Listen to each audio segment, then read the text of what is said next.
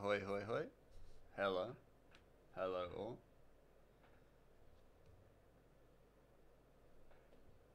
Starting this time bang on 6. Not for any particular reason. Now let's see if I've forgotten anything. Doesn't appear so, which is good. Everything seems to be there.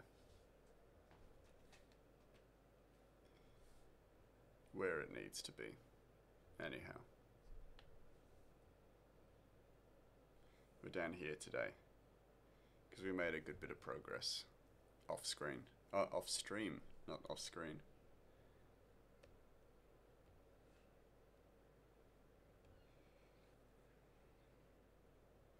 I've also chosen to do away with vector layers because they're just a pain in the... Like, they offer a little bit of benefit, but they're just kind of a pain in the ass to use. You erase something and then it'll erase like a certain bit of it as opposed to the bits that you erased. And like, I know it's convenient in some instances and useful in some instances, but it's just a bit annoying in many other for me, and it doesn't fit to the style at which I draw. So for most of you, or those of you who don't use vector layers, this will mean nothing. That's fair enough. But for me, it just means that I'm not doing something, making my life more difficult than it needs to be, or making the comic creation more difficult than it needs to be as I try and learn a system that maybe doesn't work for me. It's a certain level of learning, for sure, when it comes to stuff. Learning art and constantly being open to changing and developing.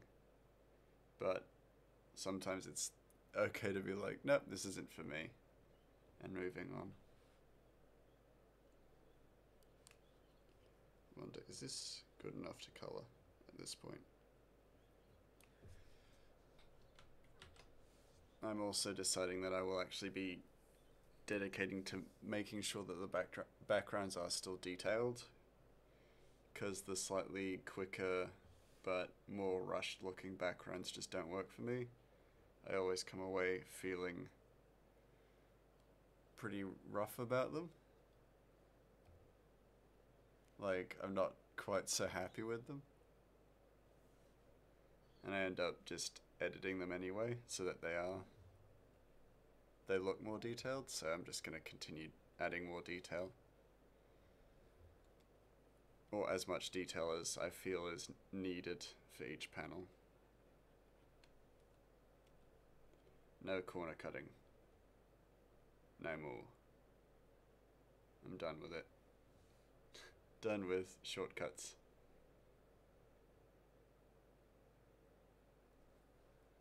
And even if it means that this takes a little bit longer, that's okay. Sure, I have a deadline, but I can always not meet that deadline. So I'm not too worried.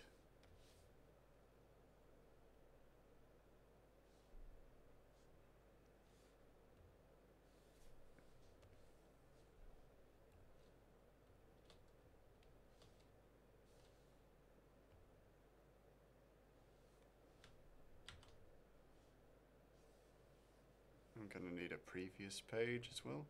Oh, don't read the writing. That's a spoiler. Oh.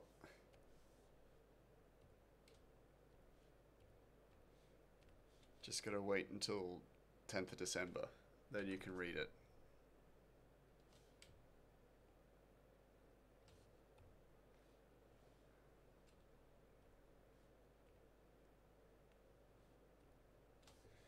Which reminds me, like, I should get back to regularly updating the... Oh no, that's gonna be illuminated. Updating the kofi membership stuff, because that includes getting to read the comic early, and I haven't updated that in a little while, and there have been a few pages, so I really should update that.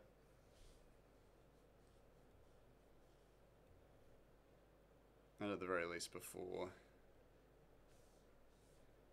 chapter 2 is released as well. It's kind of important.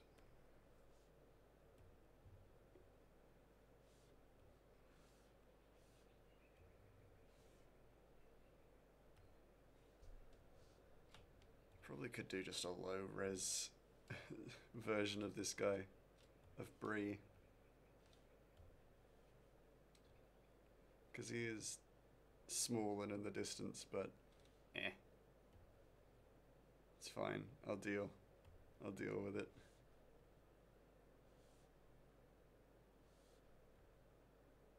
We're also going to be copying this panel and then using it for the next panel just because it's quick. Like, that's a nice easy way of making panels in a short amount of time. And I know I just talked about not corner cutting, but that's pretty purposeful. Not skimping on details, that's what I mean.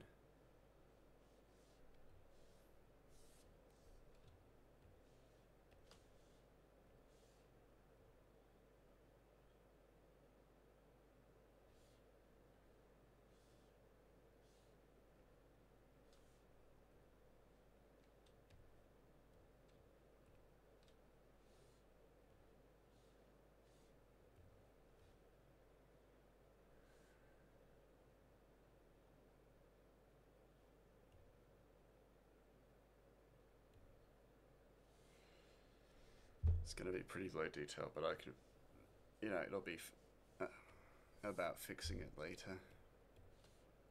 Getting it nice and zoomed in and editing it. Filling in the lines and details. It's all part of the job.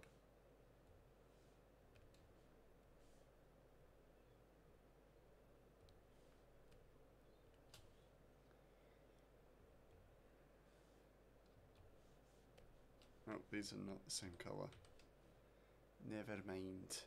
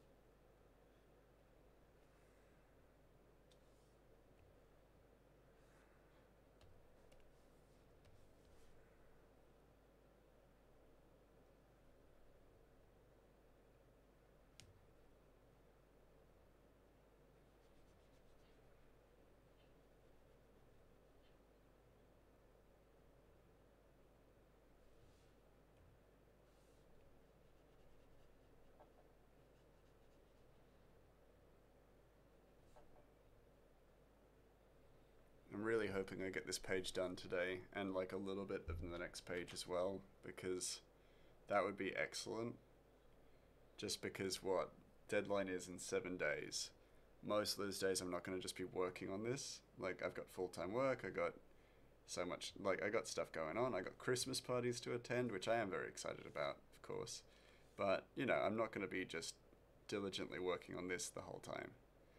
So, I'm wondering, am I going to be able to meet this deadline? And I've been very confident leading up to this. So I still think that it's possible. Like, I definitely think that it's possible. With that said, it's gonna be a tight one. This is gonna be a tight one to reach that deadline.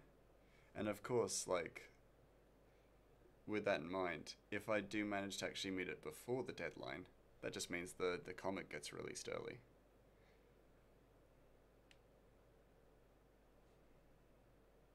Maybe. Maybe. I'm not going to make that promise, actually. It'll get released early on Kofi, but everybody else will just have to wait, which I'm sure they're happy to do. But, yeah. I think I've been doing my best not to be overconfident, and I haven't planned anything in accordance with, like, oh, if I actually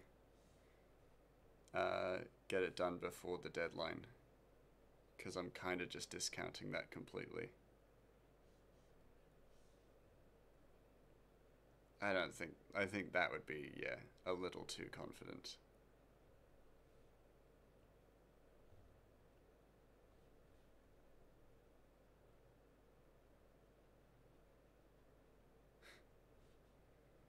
Just a tad overconfident, I think, so I'm not doing that. And I don't think that'll happen. I think the 10th, it'll either be the 10th or a little bit later than the 10th.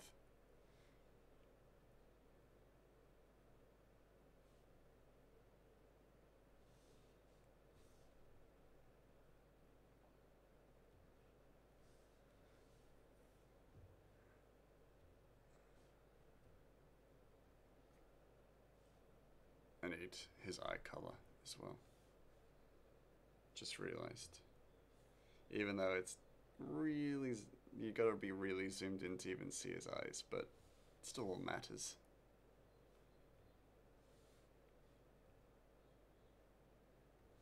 Nope. Big old pupils. I'm real close to the canvas at this point. Real zoomed in. There you go.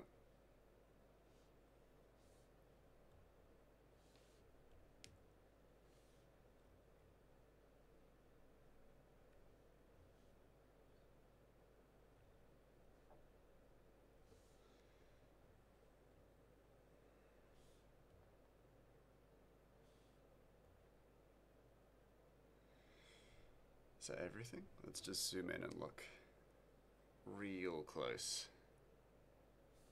Because this is going to be used in two different, like this is going to be used twice. So I'd rather it looks good. Like fairly good.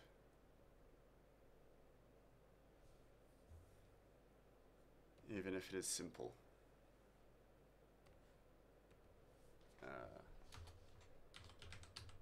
Shadows.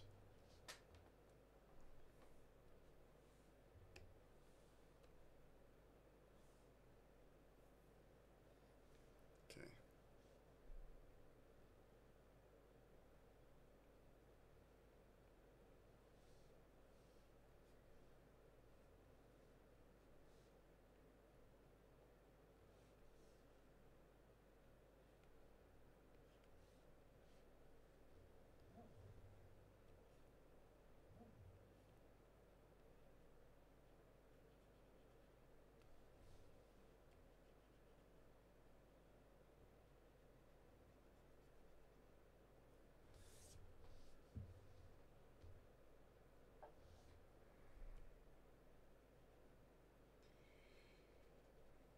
And it's going to be a hectic end to the year for me because I've got, so this is my own like leisure thing, but I've got a tattoo appointment tomorrow, so I'm not going to be doing an all day illustration. Like I'm not going to be working on the comic all day tomorrow, which I usually would, because I've got an appointment to get a tattoo.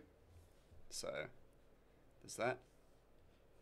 So that'll also kind of delay production on this, but that's okay. I think one thing I've learned this year is that I'm a bit too hard on myself when it comes to the production of the comic, because I'm working on this completely by myself. I'm writing it all myself, I'm illustrating it all myself, I'm coloring it all myself. You know, I'm doing all this stuff on my own.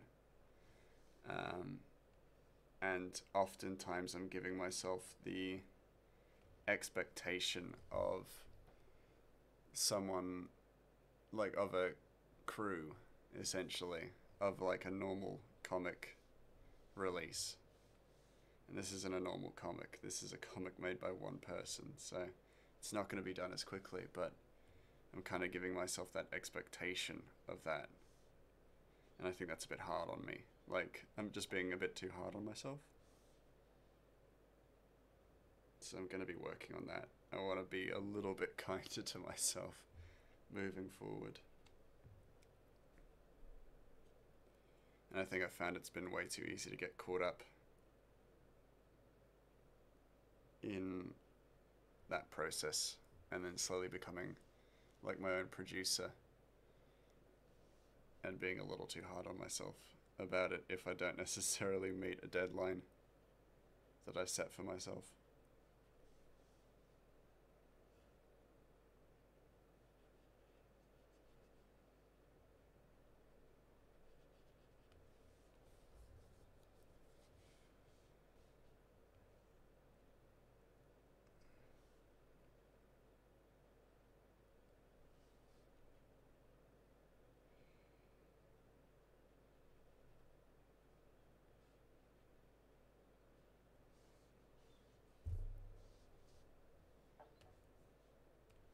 Should be doing this as well. Should be isolating each section to work on shadows.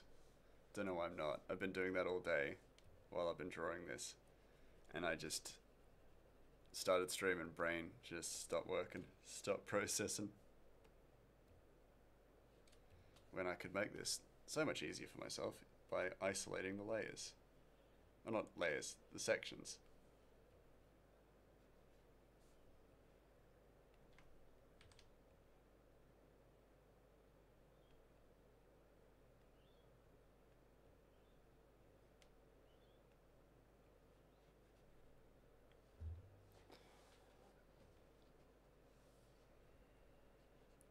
Oh, that's not even selected. That's okay. I'll deal with that later.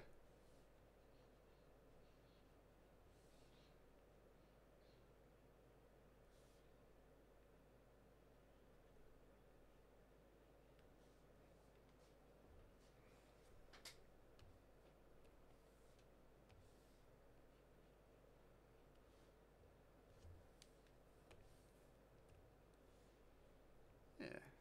I'm trying to be quite considered about shadows. And I think when I go on break, I'm going to take a little bit of time to practice dynamic shadows and build a lot more of a light space, or like build more spacing for light in the comic. So as a result, like the comic chapters going forward will probably take longer or whatever, but again, that's completely fine. But then they will also contain like dynamic shadows, which I'm actually really keen to do, just because then that really will elevate panels, and I can do like whole page panels that are just like one scene and really enhance on that emotion or the visual style that I want to present. So yeah, it's kind of exciting, at least for me.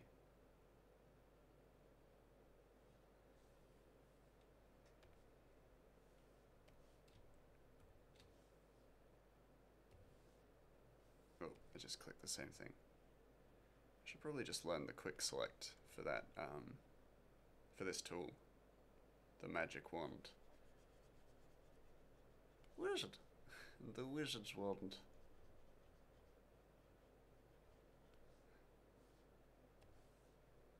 This and this, and then just fill this one in, but then only fill some of this one in. This one, and this one. Again, fill that one in fully, that one in only partially, that one in only partially. I just selected the line and not the everything else. Oh, good, you are working on the right comic. All right. Hey, Loki, how you doing? I love that this is gonna be a thing. It's like for me, it is really funny. Been watching the wrong. For those of you who don't know, I've just been watching the wrong Steins Gate, and we were chatting about it last night. And then I was like, "It's just like, oh, you're gonna like you're gonna lose your shit at episode 12." I'm like, I can't wait. Watching it, I'm like, okay, cool. I'm enjoying it. I'm having a good time. Uh, this is a really good anime. And then I get to episode 12, and I'm like, well, it's an interesting reveal, but I wouldn't like it didn't blow my tits off. And then I'm like, wait a second, no, this isn't the right Steins Gate. That is on me. I claim full responsibility for that. Like, there is no one to blame but myself. Should have been more thorough. And I would say this will never happen again. This mistake will never happen again, but I'd only be lying to both myself and all of you if I said that I would not accidentally pick the wrong anime again. It's gonna happen, I'm sure of it. It was like being slapped by the 5 stages of grief and like 3 extra emotions in an instant. Oh god, I'm so sorry. Yeah, I could only apologize. It's really funny to me, but I'll admit I'm actually also devastated because I'm just like, well, I'm it's like going for like a long walk or a long hike and you just realize you just like you're in the wrong national park almost. You like there's no reward or payoff in the way that you were expecting, or like entering a marathon and then realize that you've completely run in the wrong direction. uh. Oh, it's funny, but it's also sad as well. I figure the best route is to watch something else for a while and hope you forget most of it. I probably would, because let's be honest, it's quite like Steins Gate, even like not even Steins Gate Zero, but Steins Gate Zero, it's quite dense. So I'm gonna just watch Spy Family, and then I might watch like I'm not gonna watch Attack on Titan. I'm not gonna watch anything that's like big, but I'm gonna watch something else, and then I'll watch the actual Steins Gate, and then it'll like blow my mind for like a year. No, I can't leave it that long.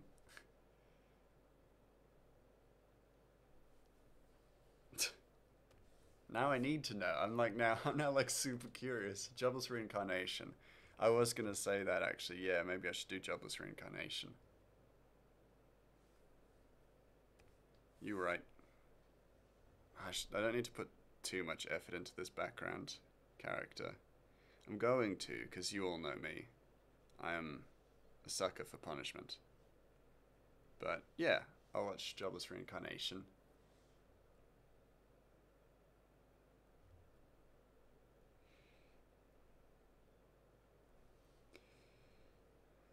And I'm like taking a bit of a break from Jujutsu Kaisen currently, just because.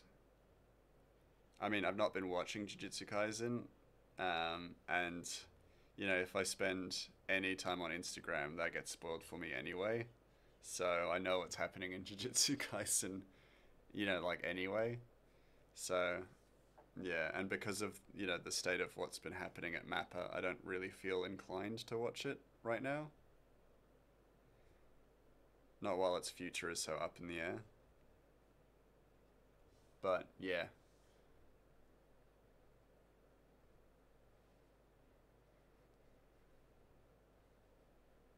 I can start on Jobless Reincarnation then.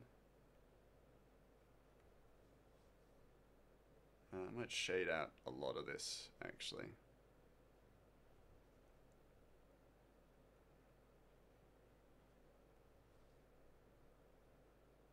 Do the Rembrandt triangle. Just a little. I say just a little, it's exactly what I'm doing. Part of my bargaining thoughts was, well, I've trained myself to intentionally forget information. Maybe Mouse did the same when I went. Then I went, no, even if he can't, it was too long of an exposure for that option. You'd be surprised how easily I could vent information out of my brain. I mean, you watch me play. Play. Uh, Actually, this is perfect. A perfect example. I've completely forgotten the name of the game. See, don't worry. I'm not gonna I'm not gonna remember shit.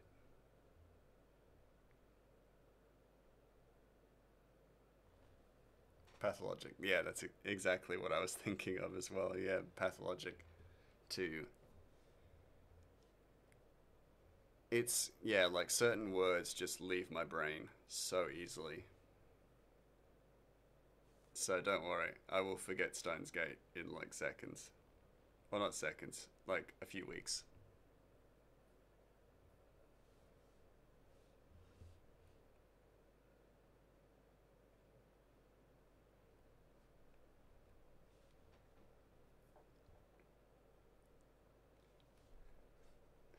I love that I was trying to give an example of like how certain like I can just vent information out of my brain and then I perfectly encapsulated it by forgetting the name of a game I played 2 days ago.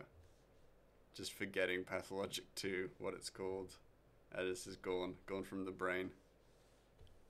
It's like that meme, that video, if anyone's seen it, the whole like forget everything you know, and then the guy just like you see the all of his like memories just vacate his brain.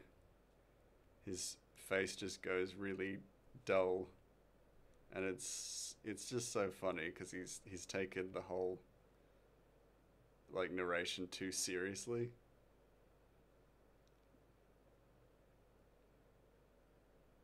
I would say it's one of my favorite videos, but there are so many ones that I actually like that kill me with laughter. There's a video of I think it was a basketball like game, and all the mascots had gone out onto the field court, and one of them like the video is like a split second of panning over to where the mascots are like walking around, and this one mascot has just fallen flat on his face and then gets up really slowly like but not by using his arms. He just like ascends back up to full like vertical standing, and just like because of how quickly he falls to the ground, and someone screams like in shock, and then he just gets back up again. Like it kills me every single time I watch it.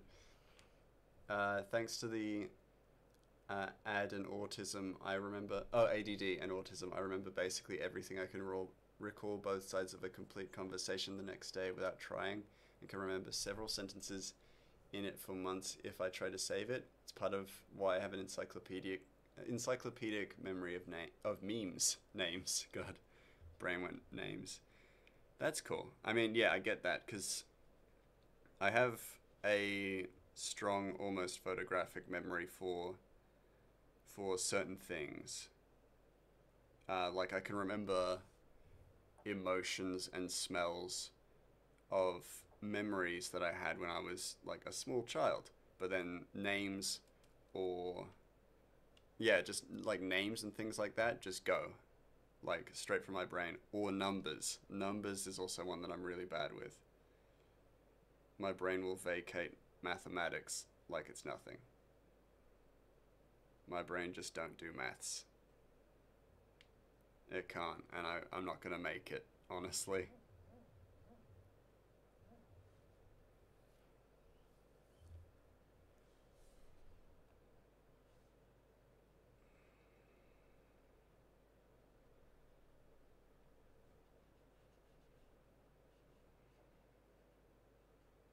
But yeah, and like I can remember things in minute detail from memories, and I have a very strong visual, like, memory. I have really, like, from what I've learned, is that I have fairly decent critical thinking skills in that I can pick up pretty much well, I can pick up a lot of programs and softwares quite quickly and easily. Like, it took me about 30 minutes to learn Procreate, pretty much by myself. But then, yeah, it'll be stuff like, oh, you have, what's 7 times 3? And I'm like, I can't do that. I'm so sorry. Mine is more of a photograph recall. If I don't try to remember details, I won't. If I focus in and think I can tell you how many cans are in the cupboard, and last time I looked was 5 days ago. Yeah, that's super cool.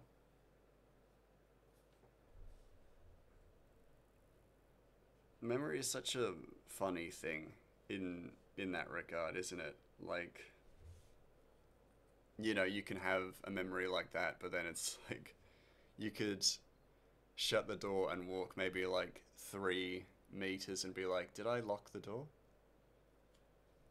And it's because you're not focusing on remembering that, so you don't remember that.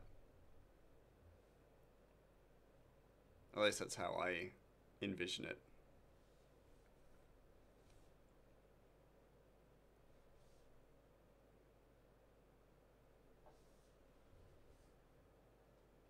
Okay, cool. That tiny little detailed man is done. I'm done with him. Done with him. He's good. His face is detailed now. Full of detail and emotion. Love it. And now onto the detail and emotion part. Or not emotion, but the detail part.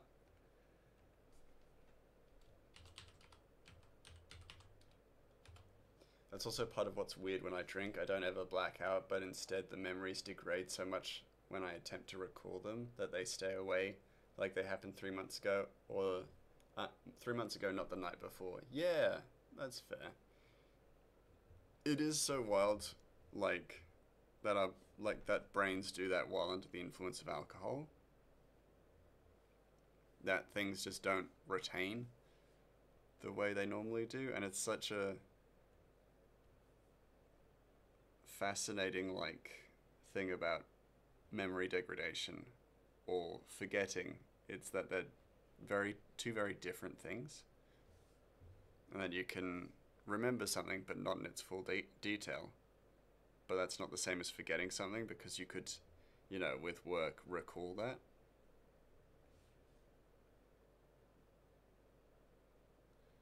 Memory is such a weird thing to me. Like, interesting, but also weird.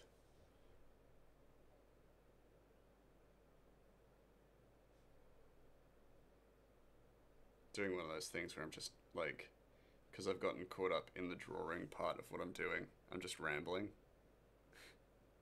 Feel free to stop me whenever.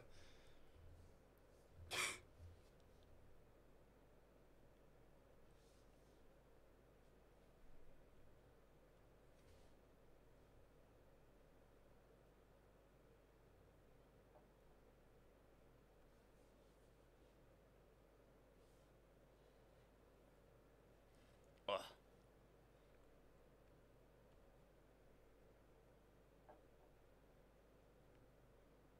that's terrible. I gotta actually put the effort into doing the little shine on the hair. Don't just squiggle it in.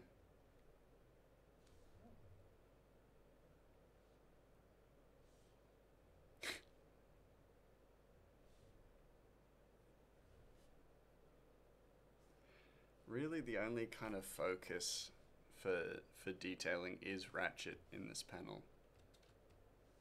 Let's be honest. Everything else is kind of unnecessary. Gonna put the effort into it because otherwise I'm just gonna lose my shit at myself or just be paranoid about it for ages. But Ratchet really is the only important thing in this panel. It's his face and his emotions that are important. How he's reacting to this situation. And on Drunky's behavior, you may have noticed he is more talkative. That's because of the ADD and autism again. As a child, I would get so excited to talk and have so much to say that I would ramble so much it would drive people away, so I was taught to suppress that, but when I drink, that self-imposed barrier crumbles.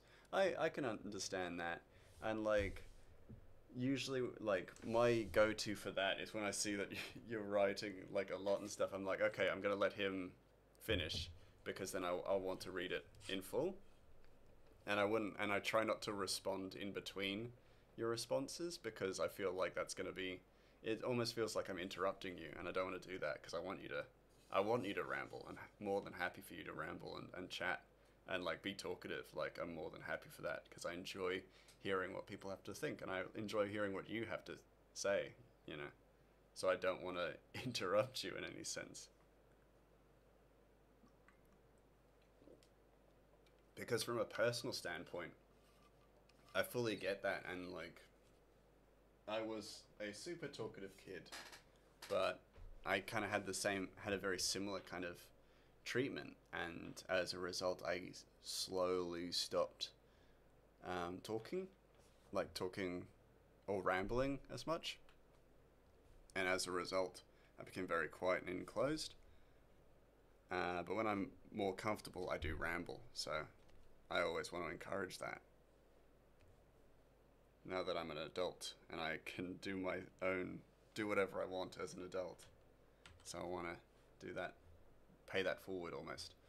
However, there are a few times that happens when I am sober. You've seen both possible triggers, and I discuss something I'm passionate about, anime, and when it is a completely new information like the road train. Yeah, and I love that. I really liked like learning about road trains with you because I know of road trains, but I don't know much about them. So I enjoy that because there's only so much you as one person can be passionate about.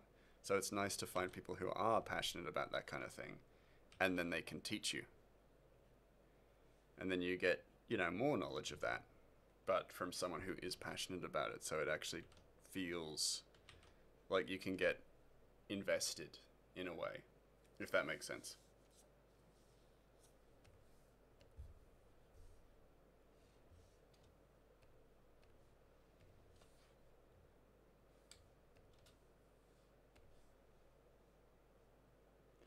All right, probably should have put this in the shadows layer. Doesn't matter.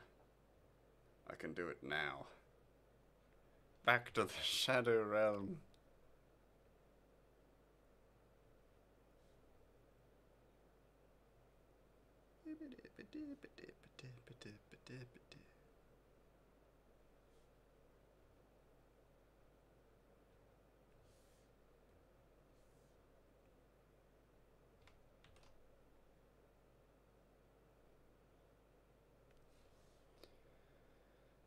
I've always strived to be a jack of all trades type. I love learning more information, not just surface level, but not to the specializing level. Yeah, it is a nice, like, it is a fascinating and deeply educational way to live, and I like that.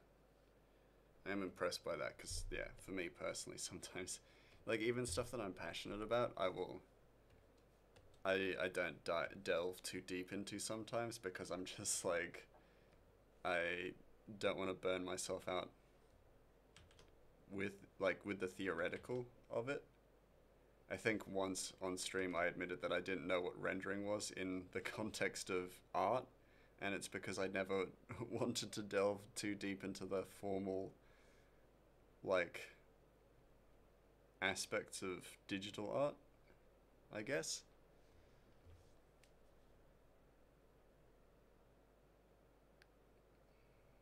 And so as a result, I admitted just on stream, I was just like, I don't know what rendering is in the context of digital art, and at this point I'm just too afraid to ask. It took me a year watching Callie to learn what a layer was. Yeah, exactly. There are certain things that you just don't know because you don't have that the terms, like the verbal terms or the written terms for stuff. I don't know. I don't know what they are. Like a lot of the time I really don't know what they are. That's a little too soft. I need a little bit more vibrancy.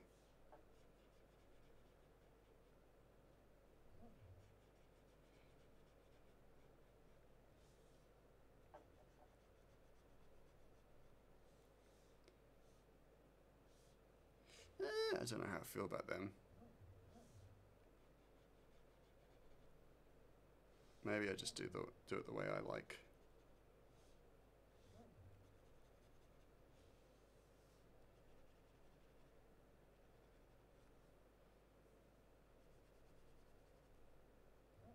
No, that's terrible. Now I'm just second guessing myself on these, on the squigglies.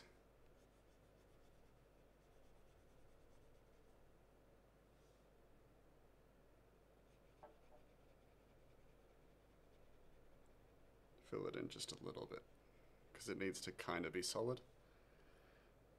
One of my big ones that I have devoted more time to is the whole Drake equation and the Fermi paradox. I thought that was Chocobo and Chill. I think it's from Chocobo and Chill. I've got like a playlist of game like lo-fi. I think it is Chocobo and Chill because like I think it includes some Chocobo and Chill, which is good because I like Chocobo and Chill. But I also don't. But what I don't like is having to change playlists in the middle of stream. Last song, and this one is yeah. So I just not like to get like a nice big playlist and just let it play. Which is a tall order because like I stream for hours, and sometimes I stream for many hours. So.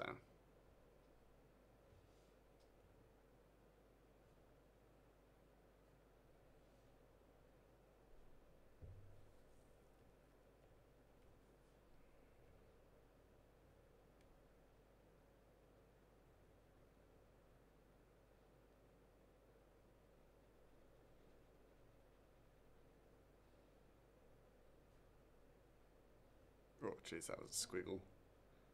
Squiggly old line.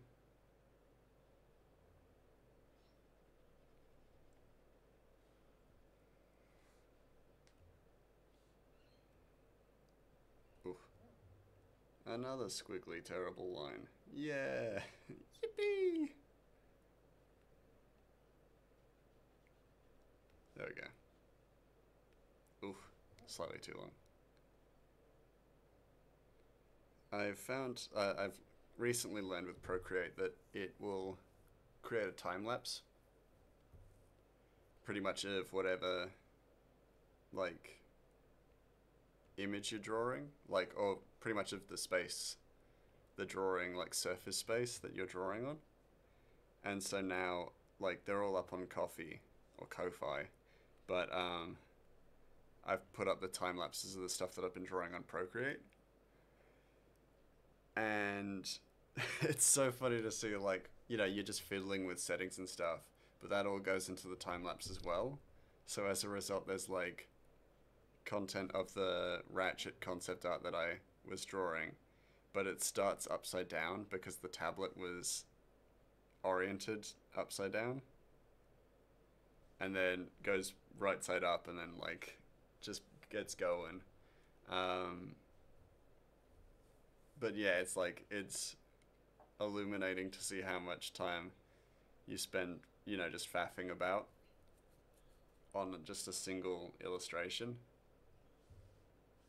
It was very insightful for me. On the science topic, I just finished showing Expelled from Paradise in Monies, and I need to add that to my list. It's a movie, so it's short, but it is based around classic sci-fi foundations. Ooh, cool, yeah. Please do add it to the list. I'd love to watch that. That sounds really interesting.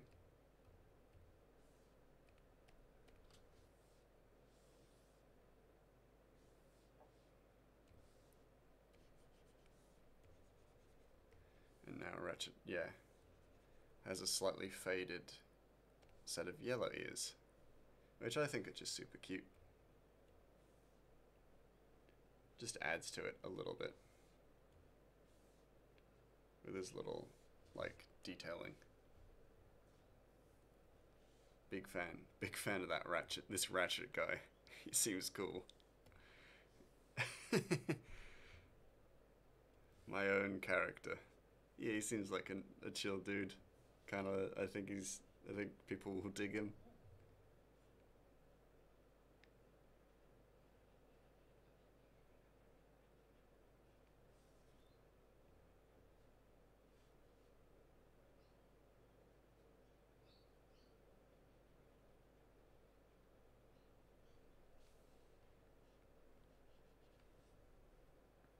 also had one of the most interesting. Is it morally okay to find this character attractive? So she has the mind of a 56-year-old in her own body, how it was at 16, but the body was only created 40 hours ago. Oh, interesting. Peculiar, but very interesting.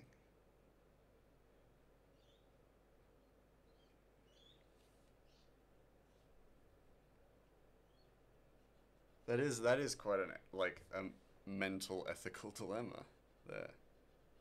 What does it mean? What does it entail? You know? Is that everything? Oh, I need light.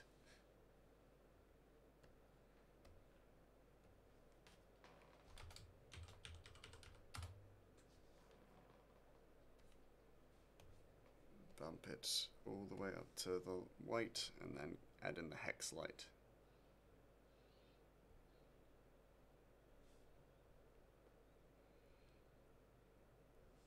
There we go. This is a nice looking panel, if I do say so myself. I'm always worried about panels, you know? Because, so, Loki, just as like a little bit of insight, I have been working on this off stream, so there are a few additional things. There are many panels that are new, actually. I think 1, 2, 3, 4, 5, 6, 7, 8.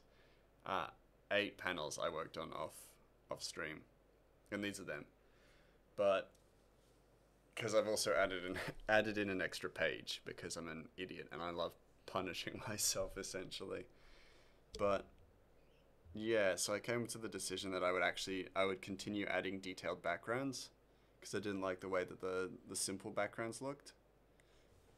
So the panels will remain detailed, and then I also wanted to add more visual elements. So with Ratchet, he can actually hear. We can see visualized what he hears, and so as you can see, we've got little aspects of him following sound that is quite visual. And I might bring it down a little bit, but stylistically, I do kind of like the strong orange. But yeah, through the panels, we can actually see what Ratchet can hear.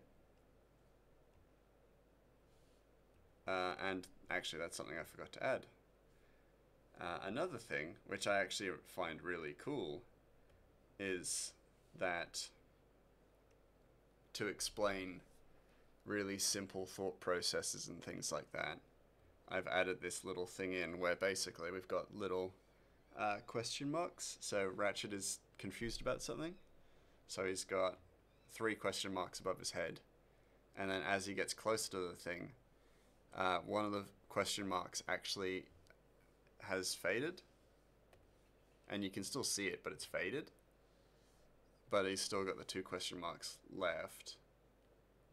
Because he's confused about whatever this thing is.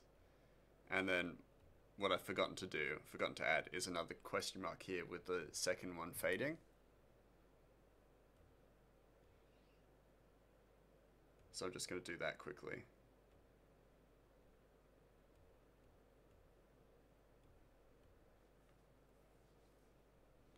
So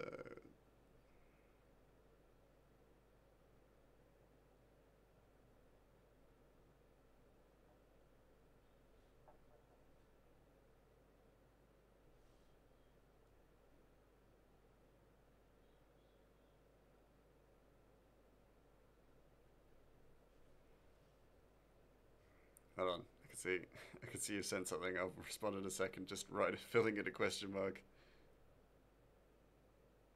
I'm actually going to have it curved there. It's going to be erased slightly, so it doesn't matter too much.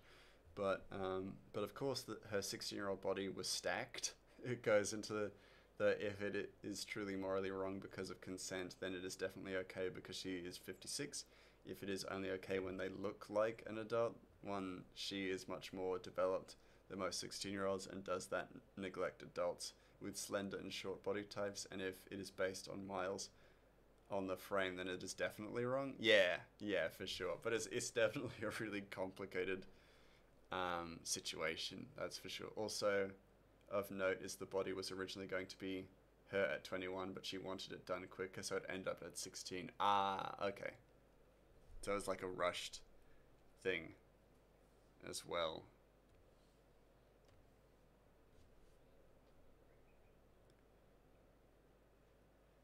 So we'll fade it slightly, and then I will isolate it and then blur it.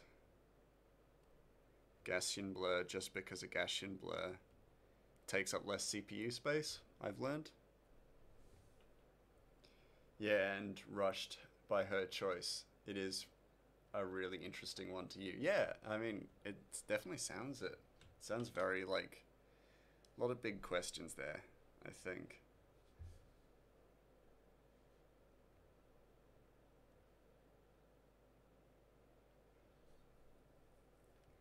I might add slightly more blur to that one, but other than that, it's pretty much what I was going for. But yeah, we got like a bunch of new little panels, and I really like how these ones have turned out as well. Because it gives Ratchet a little bit more agency in regards to his homeland as well. We see him recognize a statue of his homeland, and that it's the dialogue in this section is that Ratchet can hear singing or he can hear music, whereas Bree can't. And he's like, "What's this music?" And he's like, "There is no music." And I think that's I'm just I'm trying to introduce as much interesting story or background stuff as possible in this one chapter, which is not going to be quite so action heavy.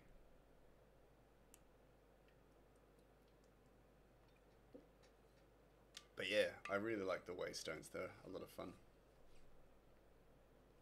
I'll warn you, the 3D is more jerky than modern anime, but it is 9 years old, and the money they saved making it janky, they put into jiggle and action scenes. Okay, I'm willing to forgive that. Oh, actually, Loki, have you watched Blue Eye Samurai? Out of curiosity. It's on Netflix.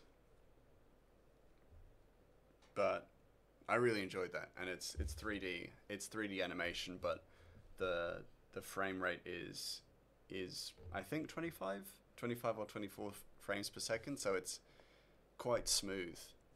I only noticed it was quite like a little janky at points, but not yet. I had my NDA thing today. It's towards the top of your list. Yeah, I highly recommend it. I think it's fantastic. In all honesty, I thought it was fantastic. I really enjoyed it. It does a lot really well, and I think the story in it is fantastic as well, which for me is the big thing. I need a good story, otherwise I'm out.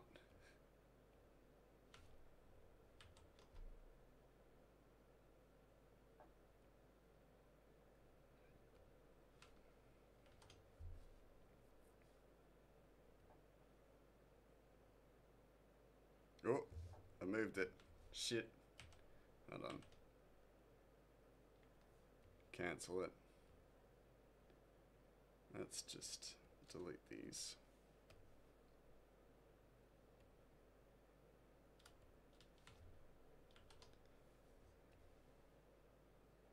This is something I felt weird about once upon a time, but then I saw it, that they do it in Invincible, so I'm actually not, I don't feel too bad about it.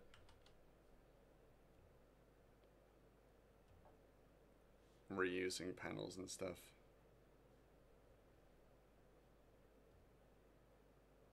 Actually might even draw him closer to the line. Really struggling to balance this out. Hold on. Ever so slightly closer. Speaking of your NDA thing, while the first one was easy to not talk about, this one I want to shout about from the rooftops. Oh no! I mean, that's great that it sounds amazing, but also the whole NDA thing. Sorry to hear that. I'm happy to hear that you're doing something that you are really enjoying, seemingly. And I don't want to like I am actually genuinely super curious, but I'm also like I don't want to put you in a position um would feel like I'm trying to draw information from you. I honestly think the first one may have been them testing to see if I could keep my mouth shut. Nice. And you did. When I can talk about the stuff, I will. Yeah, please do, because I'm very curious. And, like, I fully respect if you don't tell me, but I'm always going to want to know, I think. I pretty much need to erase all of this, don't I? Ugh. That's fine. This I can just straight up delete.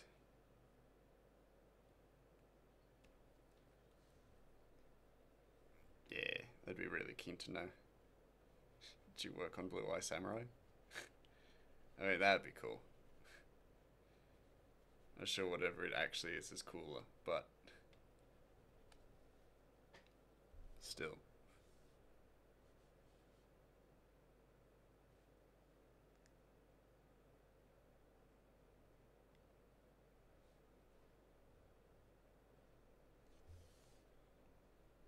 I can't focus on this with the details and stuff. It just looks all too weird.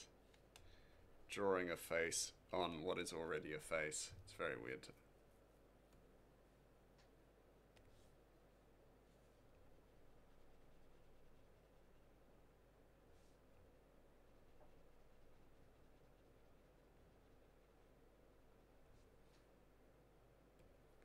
Shadows.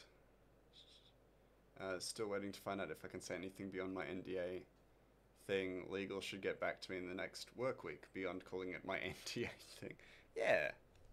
I mean, yeah, and way better to be safe about it too. Because you never know. It could be like, oh yeah, you can't even call it your NDA thing. And you're just like, oy, and I won't tell. I'm no grass. But yeah.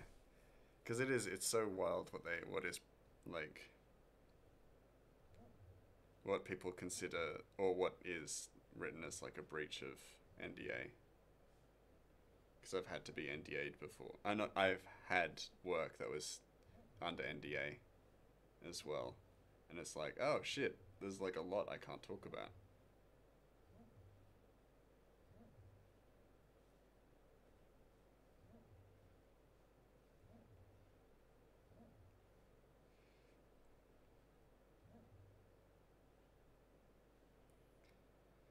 I read the document 3 times. I know the NDA does not cover the existence of the NDA. Nice.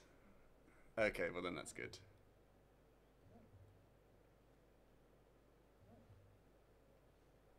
Probably gonna have to redraw the nose as well, because it's just not in the right spot.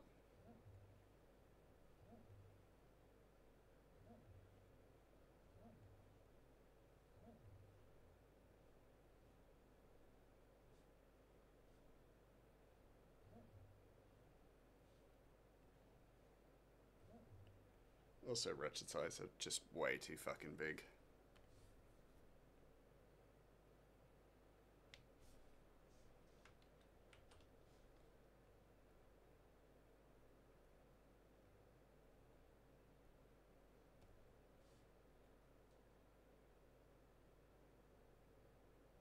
Skim right, nice and close. There we go.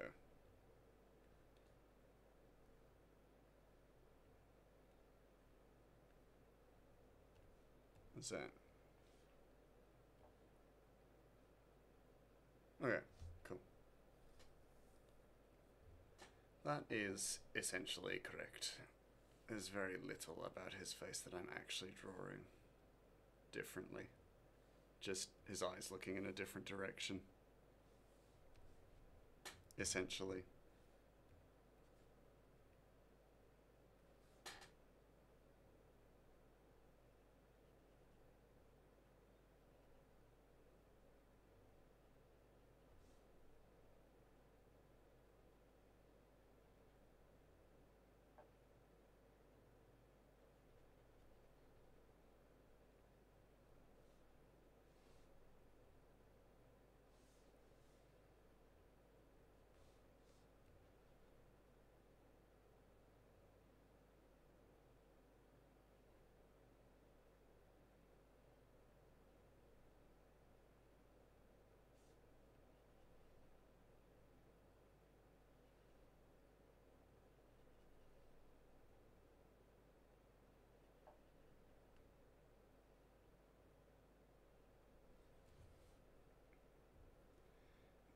Cool. And then details, just need to fix some of them. Like that one. And then also just re-add shadows. Whoa.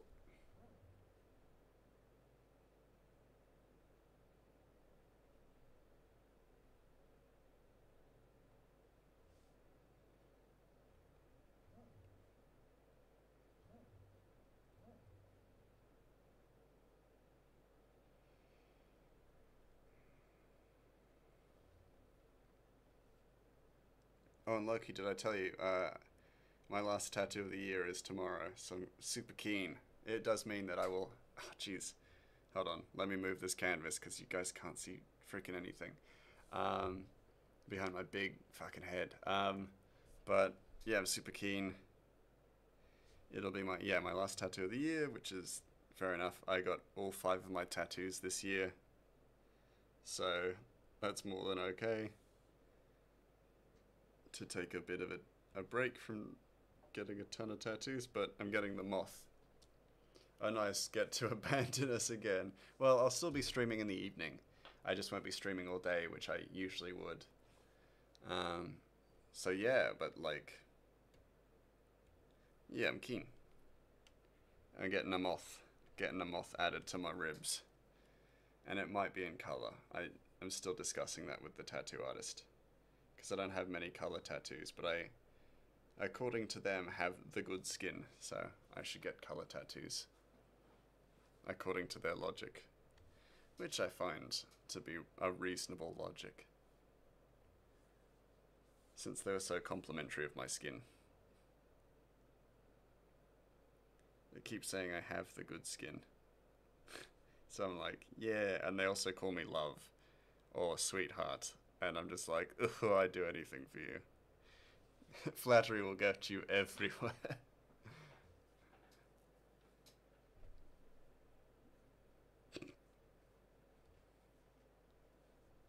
Just how easy I am to... Oh, shit, wrong layer. How easy I am to, like... Not manipulate, but coerce. I don't think coerce is any better of a word.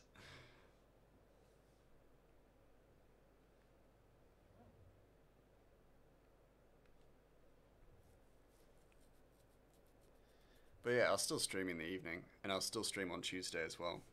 And then we get to play more Pathologic, and I might be a little bit drunk when I'm playing Pathologic, which, honestly, the game is hard enough as it is.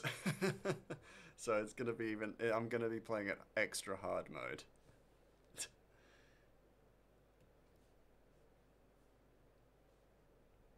If I am a little tipsy. Which I probably will be, because it's my office Christmas party. So, I've earned that drink. Earned that dram. Something still feels... I mean... Oh, it's because his pupils are, like, thin. It's my Zid, impression. No, his pupils are just, like, not thick enough. Well, one of the problems is that the pupils just aren't thick enough.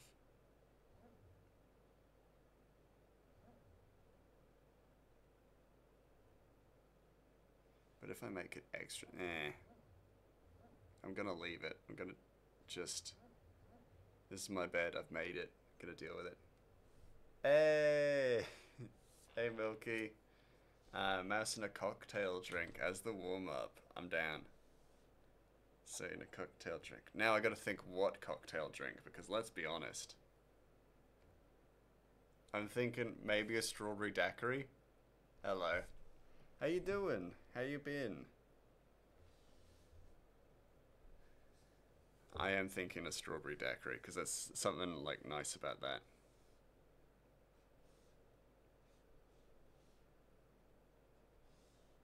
Something very decadent about it.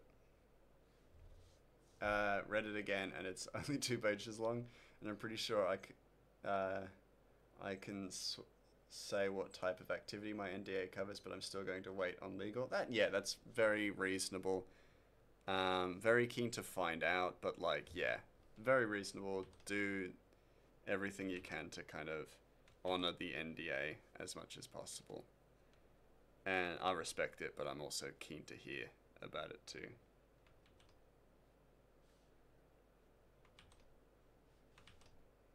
Got that nice safe middle ground, I think. This is one thing I kind of wish Clip Studio Paint that Procreate has, but basically if you hold down the line after you've done it, you can actually straighten it out, and I really like that because it makes just the process so much nicer. I'm sick, but I saw you on, so I thought I'd peep in. Well, I'm sorry to hear that you're not feeling well. Hopefully I can help make you feel a little bit better with some silly conversation and hopefully chill vibes. Can't promise that, but I will at least try. I'll attempt chill vibes. No, but I am sorry to hear that as well. There we go. Slightly more cocktail glass line.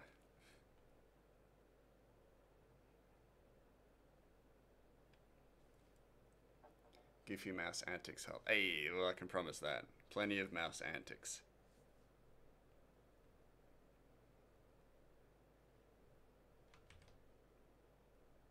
That's a horrible looking daiquiri.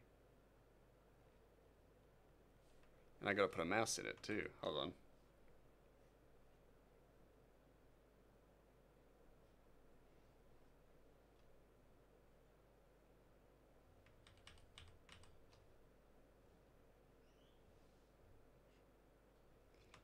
I don't normally do this, but I'm gonna start from the foot. Maybe. And then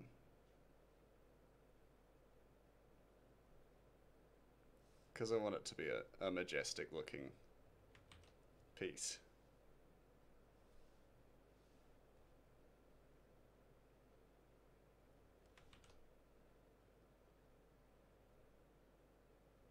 There you go. Got a little bit of a mouse sitting.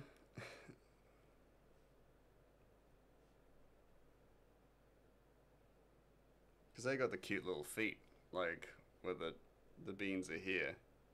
Then they got a really long bean here. And then they got that little curve.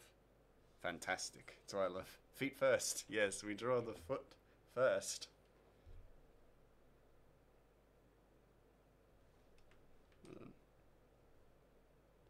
I'll have some slightly spilling over.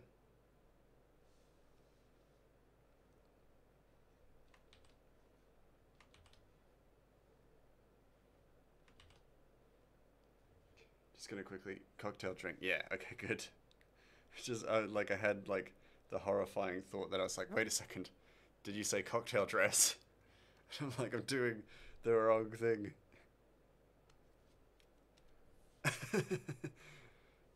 My brain's been like a little bit like that all day. Ever since I played Pathologic, my brain has not been receiving information properly. Nah, that's a terrible nose. Let's do it proper.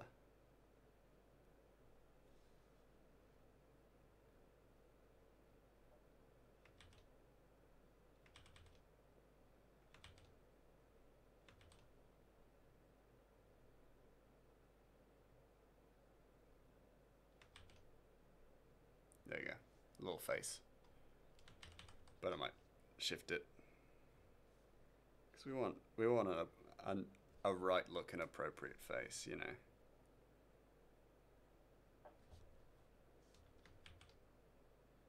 Now what's that bit?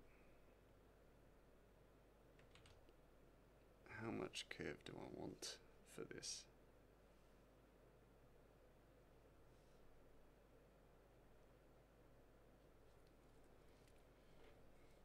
I wonder.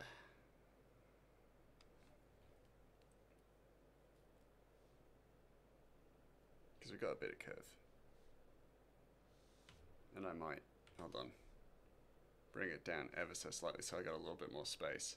I find that I do that quite consistently where I don't give myself enough space to like finish a layer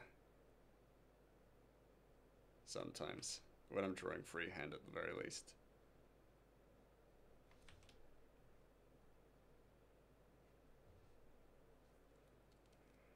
And I'm still doing it because I'm going to have to give myself a little bit more space. And I know it's a daiquiri, but I'm going to do the olive. Even though it's not actually a martini. Gotta add the olive because it's just a nice bit of like set dressing, you know? Nice bit of prop work.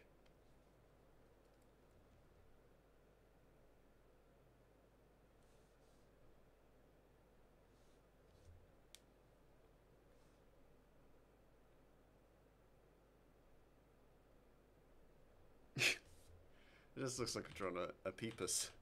I meant to draw a mouse giving a middle finger, but it's going through the daiquiri, so I'm going to do something slightly different. Put a bit of a mouse shoulder there, mouse arm there.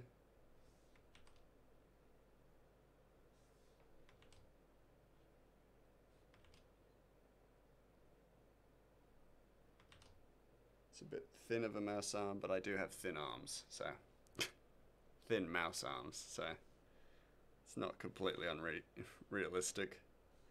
What do I put in this hand? Oh, well, it's a strawberry daiquiri, so why not? A really weirdly drawn strawberry.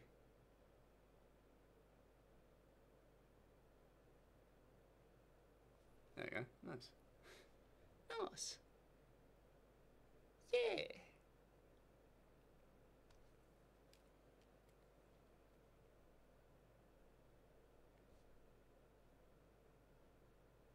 Draw the little seeds.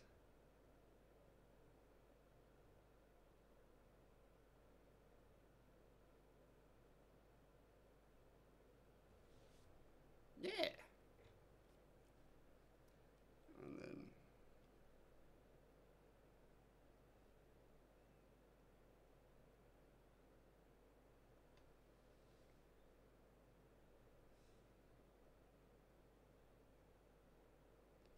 add a nice little bit of like, you know, bit of daiquiri, as if, oh, that looks, as if the mouse has been bathing in it. There we go.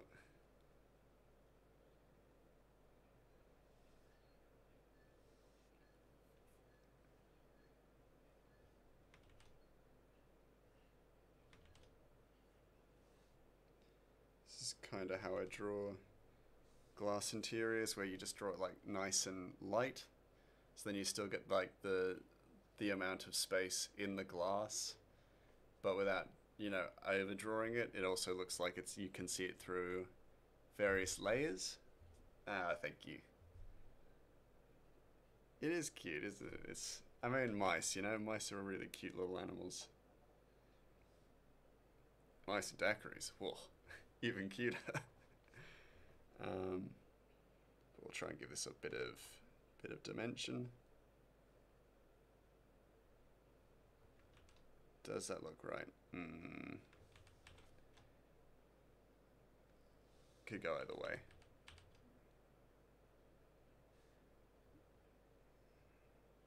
It's almost like drawing clouds, you know, drawing like viscous layers of stuff. It's like kind of like everything kind of can be derived down to different like simple forms. And so like jelly or ice cream or things like that, you can draw in the same way you can draw clouds or bushes as I draw them. But even then, it's like, well, there's still a lot to consider.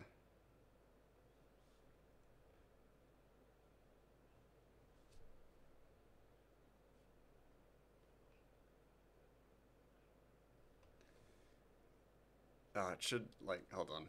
I know I like the olive, but I realized what can go in a daiquiri without completely messing up the flavor profile. Or can garnish a daiquiri without messing up the flavor profile. It's a tiny umbrella, which you don't see much of anymore, which is heartbreaking. I've not seen a cocktail umbrella for ages. But then again, I've also not drank many cocktails as well.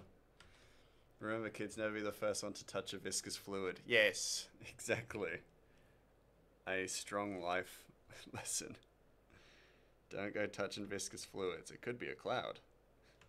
Or worse. Oh god. There we go, that's super cute. Yeah. What else do I need? I could add colour, but I'm probably not going to, since it is a warm-up. Oh, actually, I know what I can add. Some, like, false shine.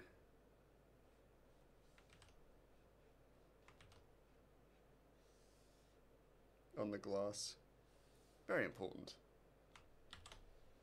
There we go. Now let me get my mouse. Well, I get this mouse and move it to the warm-up page. That was a really good warm-up. Thank you so much, Milky.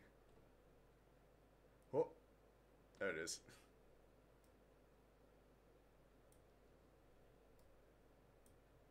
Yee! So cute. Let me just make sure it's nice and zoomed in. I gotta fix the cropping on this page, because it just looks messy. How's that? There we go. That's nice. That's good enough for old Grey Mouse. Yeah, I like that one. That one was cute.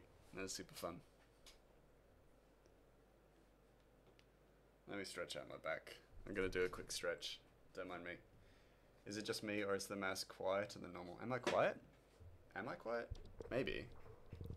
Maybe the music is louder than normal as well. Hold on. Let me do some fiddling.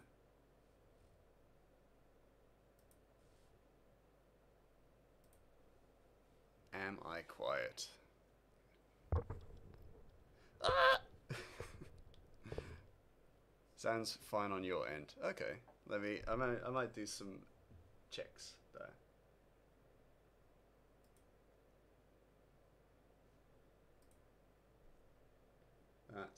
That's all normal. Advanced audio properties. Might be because I was streaming on Discord first, BRB. I mean, maybe. It's always good for me to check that as well. Maybe... Oh wait, no, never mind. Sometimes it's like... I think when I started streaming, it was because it was set to stereo as opposed to mono, so it wasn't collecting all my audio. But it's set to mono, so it isn't that. I also am moving away from my mic quite a bit. My mic isn't quite as close as it usually is, so that could also be it.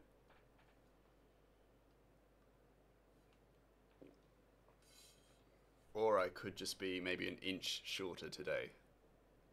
And as a result, I'm not reaching my mic like I usually do.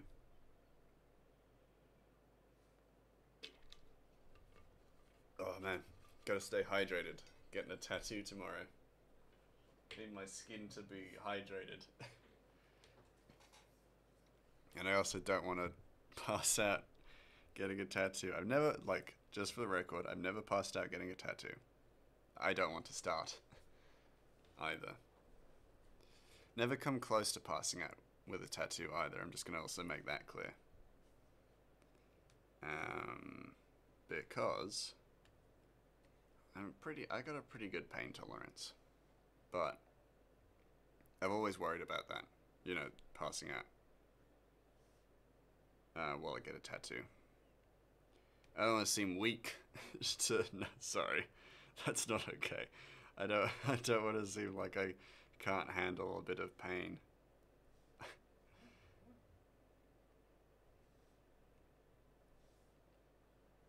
That's pretty good. I might move the nose though. Might also give him just a little bit of eyeshadow. Yeah, so I was just like, maybe I shouldn't go quite so hard on that stance. Because, like, some people, like, can't handle tattoos. And it's completely not their fault. Some people have, like, a strong fear of needles. It's completely not, you know, not their fault. So I don't want to just be like, weak. Smells like bitch in here, you know? That's not fair. Because it's not true. You know? Move his nose ever so slightly. It's just, yeah, completely unnecessary as well. It's like, why you gotta kick people while they're down? I was worried for a really long time though before I got my tattoos. And I was really worried that I was like, what if I can't, like, physically handle the pain that comes with the tattoo? Because for so long, you know, you see videos, you see, like, hear people talk about getting tattoos, and they're just like, oh, it's really painful. And I'm just like, oh, shit. What if I can't handle this pain? What if this is the kind of pain that I just cannot tolerate? So I was really worried because I wanted to get tattoos, but I also didn't want to suffer. Funny thing is the auto-generated captions on your phone work better than Moni's caption chan. Oh no! Moni's got to fire that caption chan, clearly. They aren't doing their job, clearly. Capture all that good quality content. And like, surely it can't be that hard to caption her. She can't roll her R's, so there's no I don't even know if I want to continue this joke. There's no complicated, like, dialogue in what she's saying. We got it. I was nice to her a few streams ago, so I get to be mean again. Oh, I'm the worst.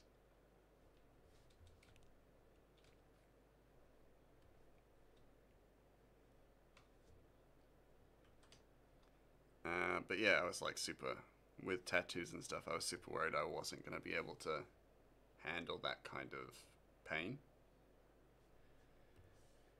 And it turned out to be fine, but yeah.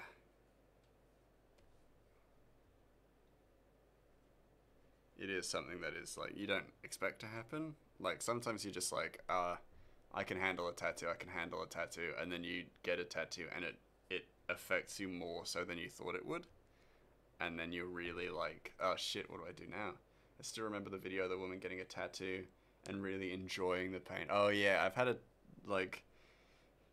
a chat with my tattoo artist, or one of my tattoo artists, who talked about he had a client who enjoyed the pain a little too much, and it was really weird for them,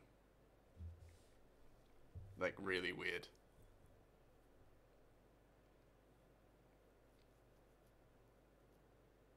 Maybe the eyes need to be bigger. Hold on, guys. Just doing little adjustments.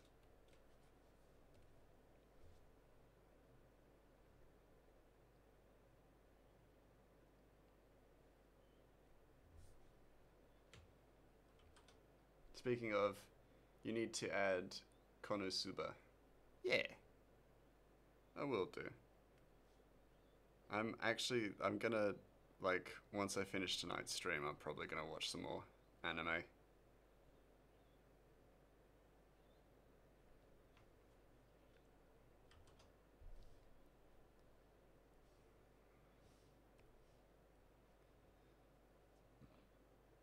Because I just want to get my anime fix right now. And I'm actually probably gonna change my login from my computer to my iPad, just so that I can watch it when I'm on holidays, on break. Tell me what show, so I can be sure you aren't starting the last episode or anything. Wait, hold on. Tell me what show, so I can be sure you aren't starting at the last episode or anything. I will tell you what I'm watching, so then you can tell me exactly which what thing I should be watching, you just send me a link to the first episode of the right season of that show. Yeah, that'd be great. No, I deserve the teasing. I deserve the teasing. I've I've made my bed and I deserve it. I deserve this punishment. 'Tis only right. Make sure you should make sure that you tell me which it is so that you aren't accidentally watching Full Metal Alchemist. I watch anime like Zoro navigates anywhere.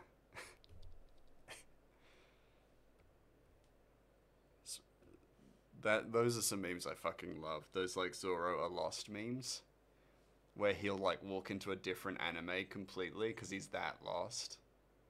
Some of those are so funny to me. Like him walking into Naruto and he's just like, I'm not like this is weird. This is a weird island. But not thinking much of it. And he's like in the Hidden Leaf Village and people are just like, oh, hi there. Oh, a master swordsman. Wow. And he's just like, what? Fuck am I? Where's Luffy?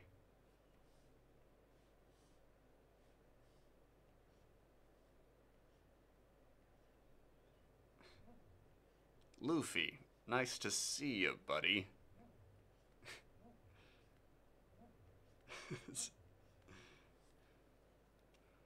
There's something I need to keep watching.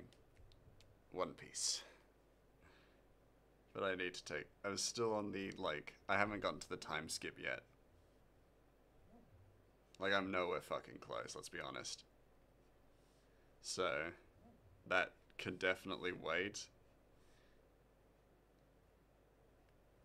But it's also cool to know how much I retained as well, because I watched the live action recently with my friend. And it was actually quite cool to see how much I'd retained, like how much of the story I had retained and the details and stuff. Because I was like, oh, so they did that differently from the anime, but I like what they've done, or what or whatever. But I guess if you spend like 3 or 4 episodes on a single like ramp in a single fight scene, then you're gonna retain a lot of that information because it has to sink in.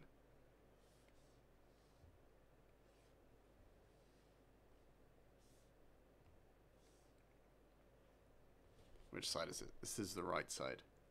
So Ratchet's buckle is on the left side of his helmet.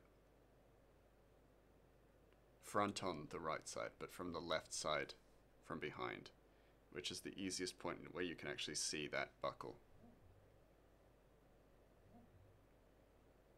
I gotta keep remembering that because there's actually points where I'm gonna have to go back at some point and fix a few little mistakes that I've made in the continuity, because the buckle, I realized that the buckle was changing sides sometimes, so I have to fix that. I've done something similar once. I started up Terraformers and it started an action, and in less than 2 minutes someone died and I went, huh? He seemed important. So I went back to the menu and for whatever reason Crunchyroll had started me on the final episode. Oh my god. That's pretty, like, spoiler-wise, that's fucked. It took me 2 minutes, not 2 months. Oh, right, yeah.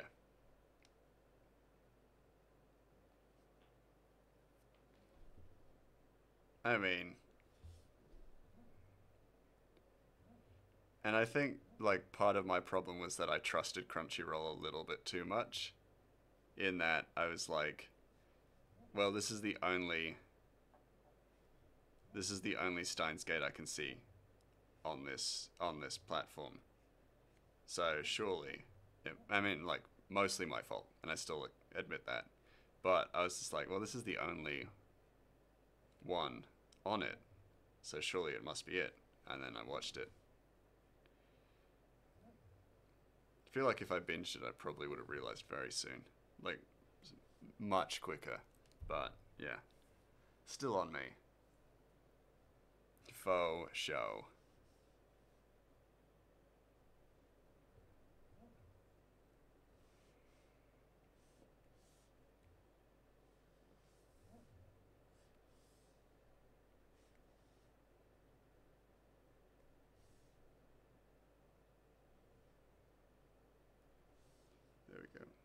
Or do I probably want to draw his scarf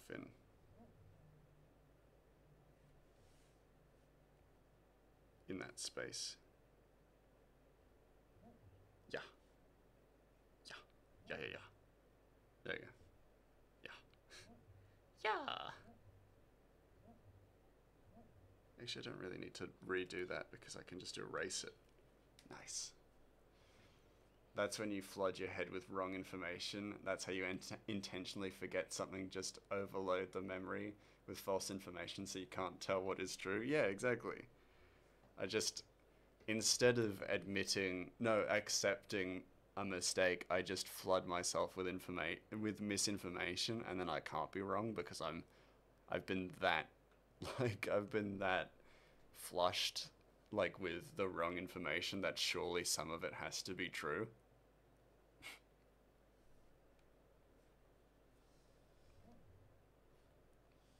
Because by sheer volume, some of it has to be based in reality. Ugh, it's too thick of a line. For a tint.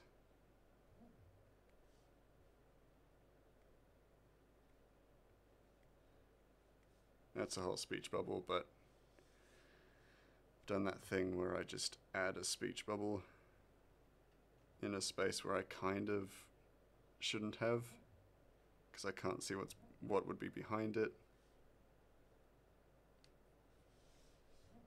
In this case, it's just a bush, so I can make that up, but still annoying. Again, though, it's my bad.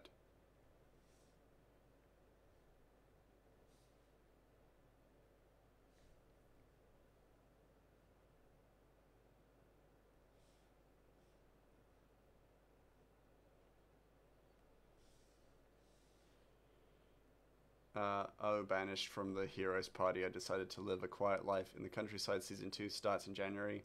I need to bring that one's review from Moni to yours. Oh, yes, please do. I would be curious to know what you think.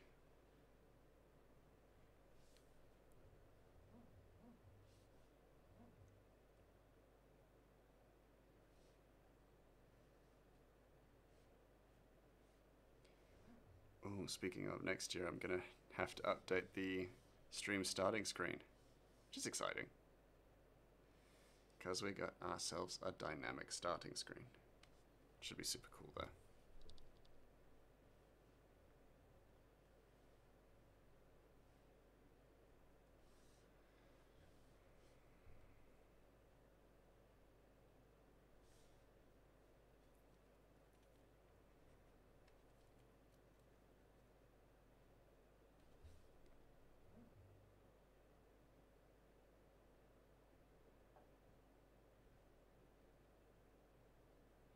No, that just doesn't look right. So Mouse, hey Zombie Slayer. So some good news, I think I have started getting high from smoking weed and I think I like it.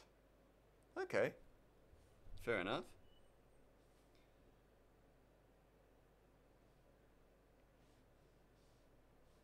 I have no opinions on it either way, so whatever you're doing to have fun, you do you.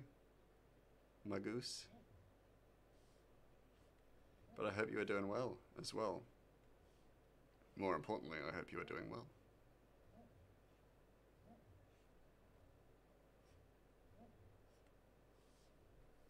It feels funny? Yeah, I've heard that. I've heard it does feel a bit weird at first. Or not weird, funny at first.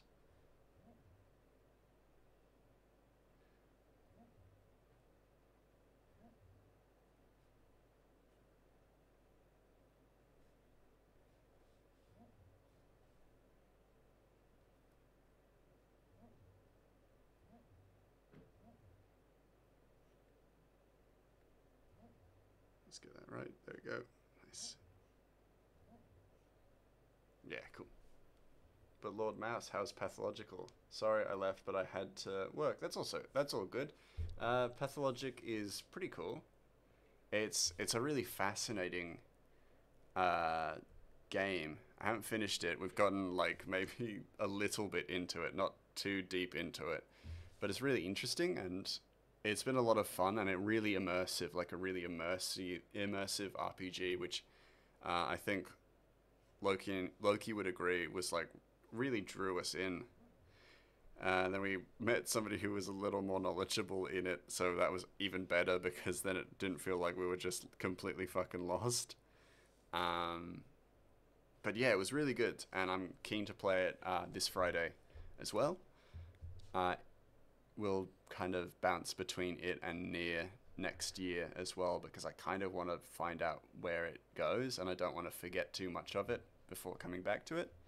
So yeah, just finished Banished from the Heroes Party, decided to live a quiet life in the countryside, and I really want to give it a 9.5 out of 10 because yes, it does have some flaws, mainly the pacing and the villain in the second half, but I have to give it a 10 out of 10 because the relationships are done so well.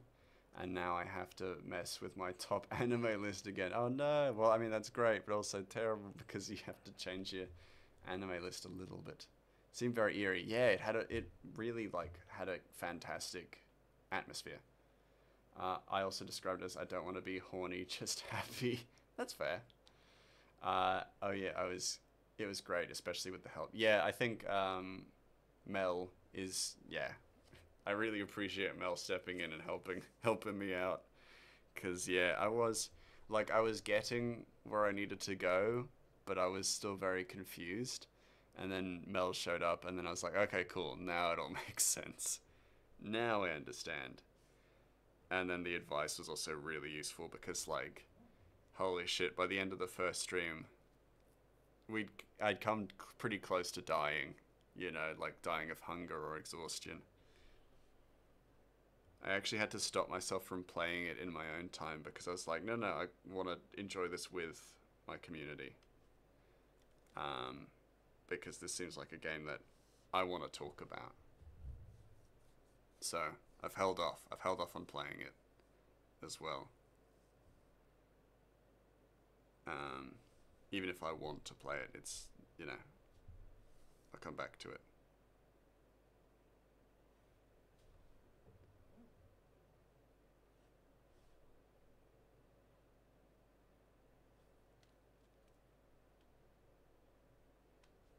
That's a terrible fucking tree. Hold on. Hold on, gang. It's an anime where the MC and love interest actually get together in a logical way, and that's like finding a goose that lays golden eggs in anime. Yeah, that's fair. That's a very, very fair observation. Holy crap. It's like, God, there are so many animes that just don't. Like, sometimes it's just like, pick a girl, you know? Stop teasing us with potential relationships and just fucking pick a girl and make it feel genuine as well. That is one of my gripes, I think. One of my gripes with anime right now is that there's a lot of tease of relationships and stuff. Or like there are so many romance animes where it's like the first season they only get close to holding hands, and I'm just like, no, I want declarations of love. Now. You will love Jobless Reincarnation. Yay! I love to hear that. Hold on. Okay, no, there's just a big rock in this space. So I'm just gonna erase everything that I've done up until that big rock. Which is fine, because it actually makes my life easier.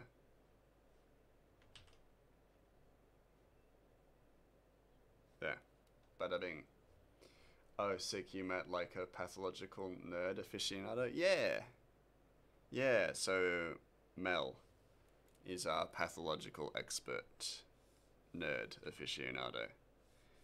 And they were, yeah, super helpful. Provided me with plenty of good advice.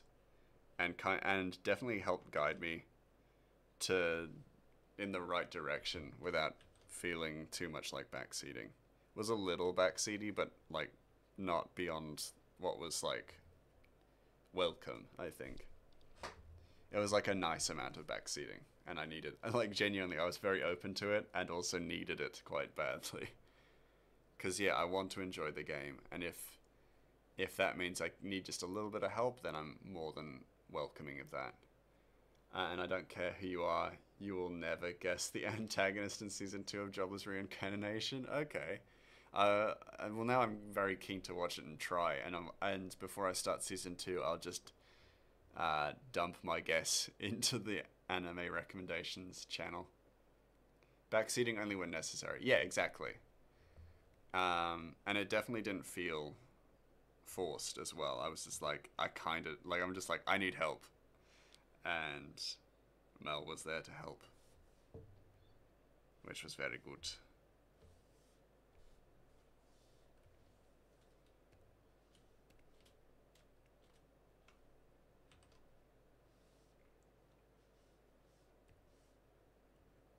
Oh, hold on. What's that? Ratchet's skin color. Fill it in.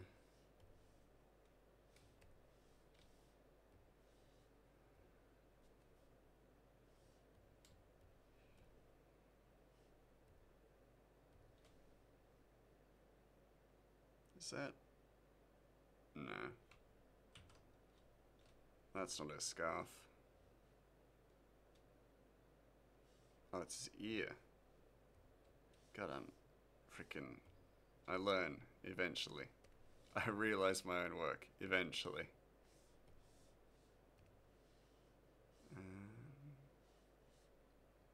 Then I just need some of that lighter brown. But yeah, it's very, very intriguing of a game. Keen to see where it goes, and I really hope I figure out and learn what's going on soon, because I want to understand, you know. Or at the very least, I want to understand better, because I kind of understand. I think, to give myself some credit, I kind of understand, but it could be more comprehensive.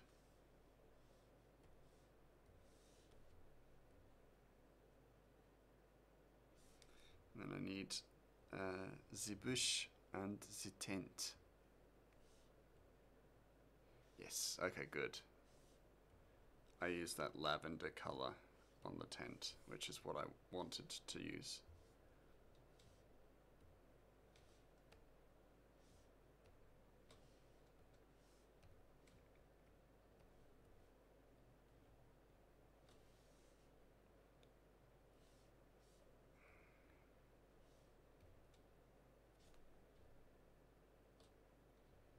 I just hit the line. It's fine, I can fill it in myself.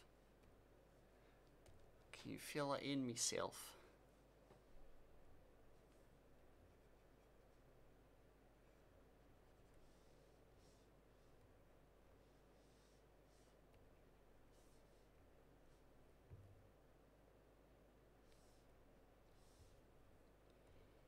Okay, cool, but looks like we're gonna be able to finish this page tonight, which is fucking awesome. Hails yes. We finished the comic. We don't finish the comic tonight. We finish the page tonight. We don't finish the chapter though. Fuck. That's not happening tonight. Unless I pull an all-nighter. Which I'm not going to do.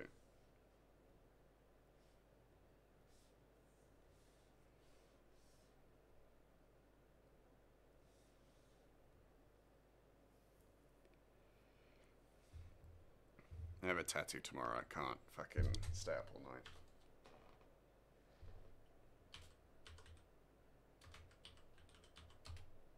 I need to be able to stay awake while I'm getting needles put into my body. To my form.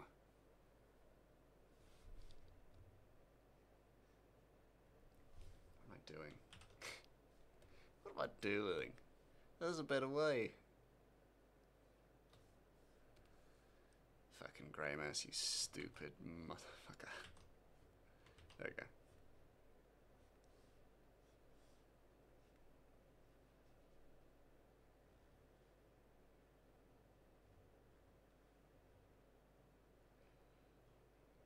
King of silly sausages. Grey mouse.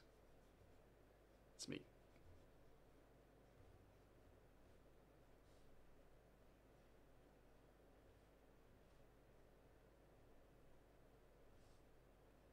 Love that I spent so much time trying to avoid filling in that line, but then I was just like, I may as well fill it in, because it'll look better.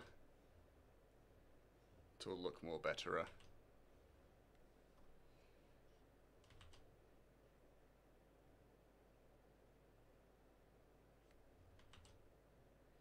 Fuck.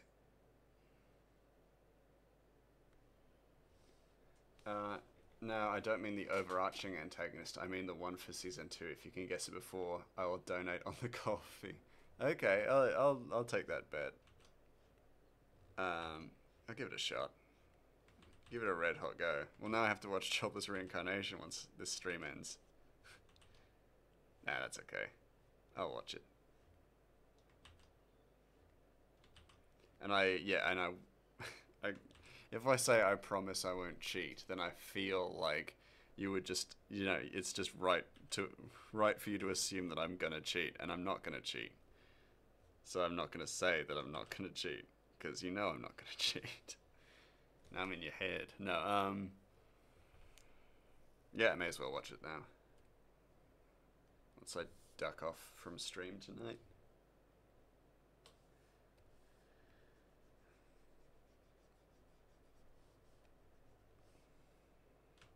And I should probably print some stickers for my tattoo artist as well, because I love giving the stickers and stuff out. Speaking of Loki, your order is shipped. Your order has shipped. Speaking of stickers, your order has shipped, so it should be on its way soon. I'm not going to promise it'll be there before Christmas, but you never know. Based on how the previous one went, it's up in the air, but yeah. But yeah, I'm going to print some stickies and give them to my tattoo artist.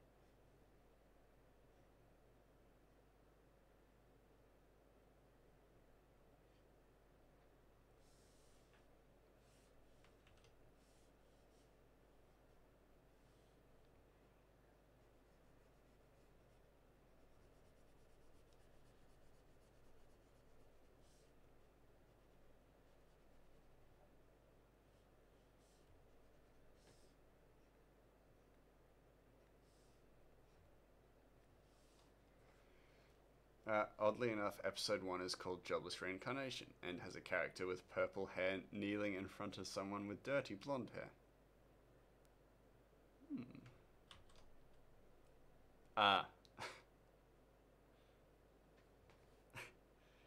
I said as if I realized, but took my brain a moment to understand.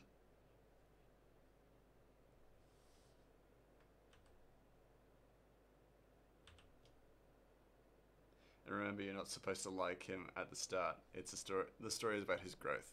Yeah, I'm happy to not give him the benefit of the doubt. I'm happy to understand. Like, I'm happy to know that I'm probably not gonna like him at the start. At least I know, you know?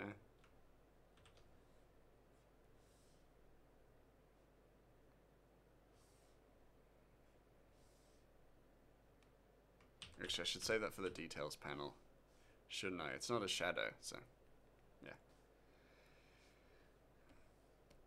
We're getting not character introductions, we're getting characters.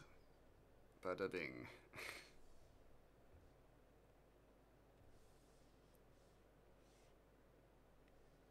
Is that too deep? That's maybe too deep of a shadow.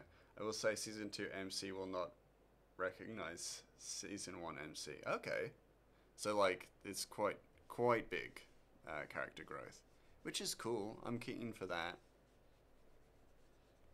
You know, anything, like, very interested in any kind of, like, big character growth kind of animes, for sure. Like, I mean, I'm not going to just say Tokyo Ghoul, but I liked Ken Kaneki's character change.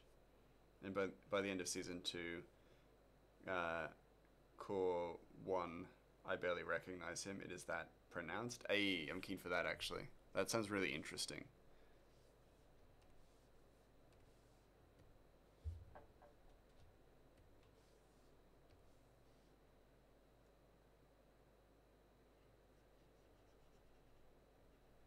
And because the sun is bearing downwards, you can kind of get away with that. Yeah. And then, yeah, and then the rest. Then the rest of it. Do this part because it's maybe the more complicated of the shadow layers. Because I just kind of dust it. Dust it with shadow because that's kind of how the ground should kind of look. And then everywhere else.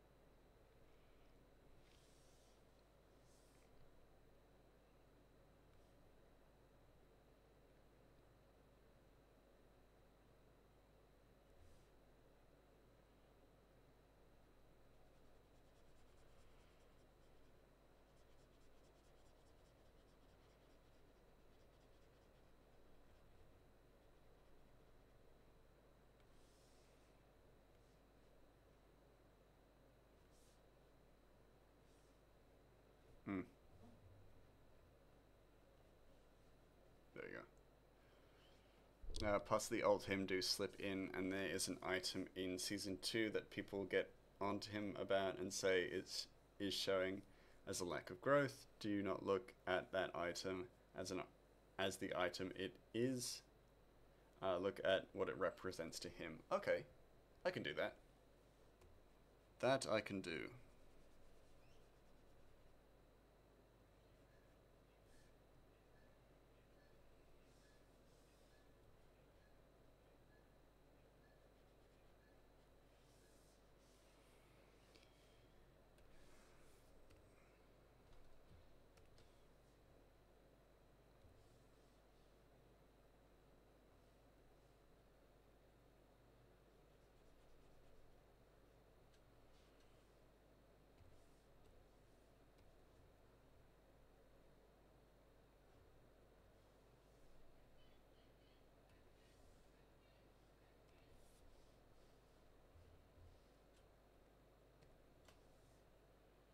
Just do that much, I think. Yeah. Okay. Slip it there. There you go.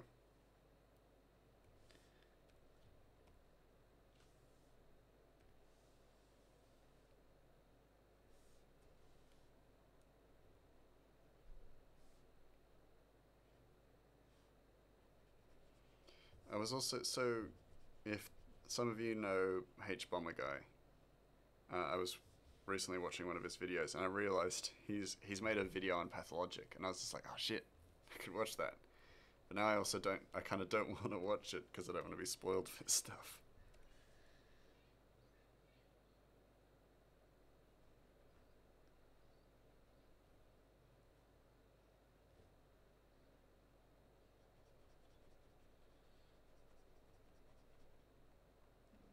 So now the eternal struggle is there. The other big complaints people have can best be summed up as, of course, you are mad because you're judging their actions based on the norms of our world. Yeah, okay. Well, then I'm curious to see that as well, because, like, I mean, a good portion of my comic is gonna be, partially about, a world with different norms. Or not different norms, but a world with norms that I kind of would rather I want to explore more fully, and I've been talking to my friends about it. Um, as in, this world is a world that doesn't have our history, so what would be different in regards to that? You know,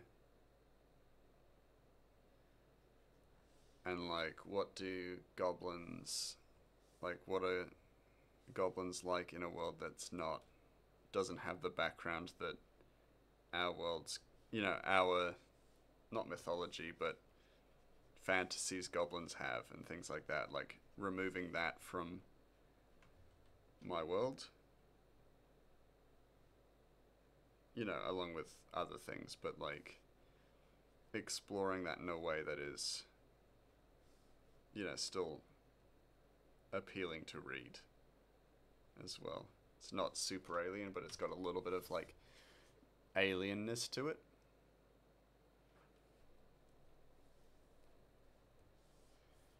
Almost as if like this world kind of should feel a bit alien to the reader. Like, in parts, it shouldn't feel like Earth. It should feel like Kaitiaki.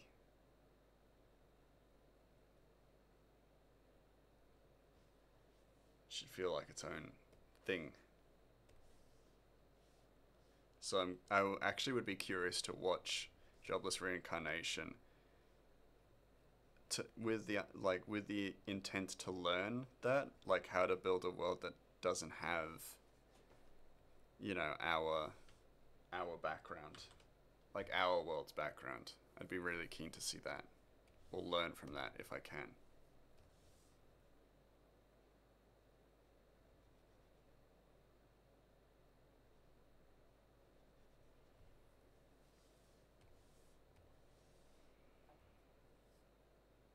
Is that all the shadows?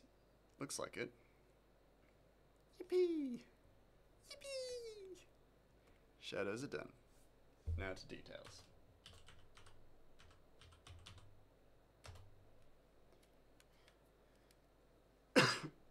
Pardon me. Just gonna cough and shit my pants. As is my wont. As is my desire as a fully sentient creature. Haha, no one could stop me.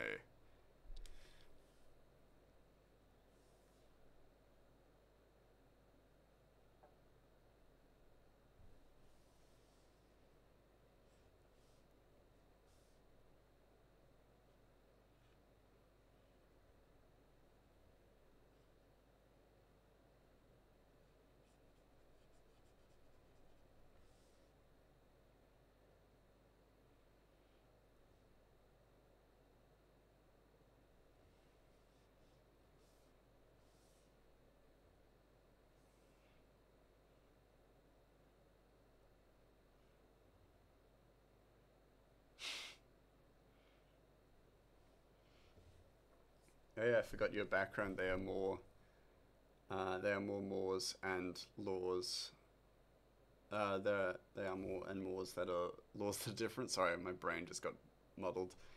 Haven't seen too many taboos or folkways that are too different. Well, one taboo may not be taboo there. The information regarding that one is not too clear in the anime. Ah, okay. Interesting. Interesting. Yeah, but I would be very keen to see how Jobless Ring. Oh god, that's details. I would be curious to see how Jobless Reincarnation tackles making a world that is fantasy from, our own. I think, like, a good example of this of making a world that is alien to us. Uh, I liked how Dune does that because it's alien to the Western norms because it's based in a like a different cultural foundation than a lot of other sci-fi movies. So, like as a result, it does feel like the world of Dune feels alien, and I really like that. And there's a new animated series that's come out, which does like apparently an amazing job at making the world seem really alien. I can't remember the name of it because I'm shit with names, but apparently it's gotten a lot of praise for making an alien world where the dangers of the world aren't evil or intent on destruction of the protagonist. They just exist, and it's just because the world is so deeply different to the world that they know that any actions they make in the world can be like equated to the whole adaptation, assimilation, or conquest kind of mindset of finding a new world or a new culture, where a lot of people fall into like a lot of historical examples fall into those categories where they either assimilate the culture into their own, assimilate into the culture, or adapt to the culture or attempt to conquer it. And it's very fascinating. That's like the human default is one of those. Check the taboo one I was thinking of, and while if that one was done here, it would not be illegal, but would still be taboo to most people. Ah, okay. Interesting. But yeah, I'm curious to see how that is and how that works. Cause for Rat Baby, one of these like kind of cultural things that I've put together or written into the world is that because of goblins' short lifespan, they live for about 25 years. Their lifespan is 25 years. They are immensely welcoming of other cultures and ideas, and as such that's where the creation of the waystones comes in that they created waystones to guide people who didn't understand their lands or would get lost in these lands without the geographical knowledge of the area.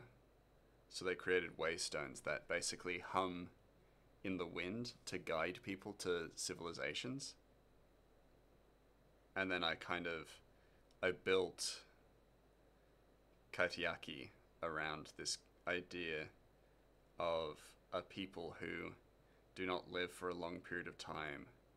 So a lot of their culture is built around seizing the day, taking action, being like actively making a difference, and sometimes in situations where you are not going to see the results of that.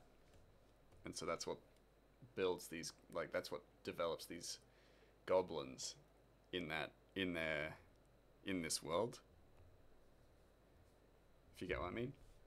I like the D&D joke of the bartender pulling out a big book with the drinking ages of every species to check if the party can drink. Yeah, and I'm actually going to do something along those lines because I think, honestly, it's probably a good idea to just include it to show that you've thought about it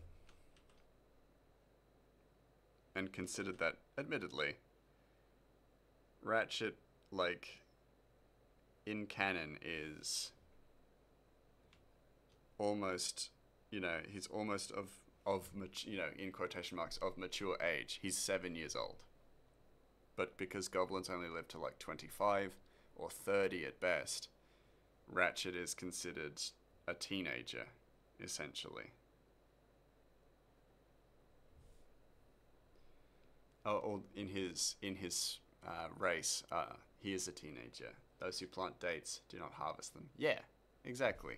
And that very much is the kaitiaki mentality.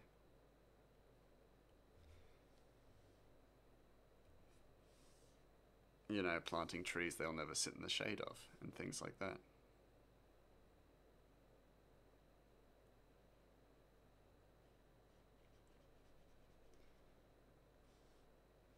And there's like a strong emphasis on generational lines in Katai culture, where basically, if you come from a clan of goblin who are quite important, then you kind of have that nepotism to it, where you're kind of going to be elevated to a point.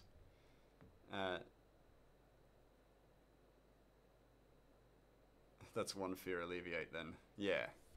Yeah, but it's like, if you're part of a strong clan, then basically you're going to probably be elevated to a position of power because historically your ancestors have done a lot of good, so you can do a lot of good in the short period of time because they don't have time to see people necessarily grow into roles and things like that.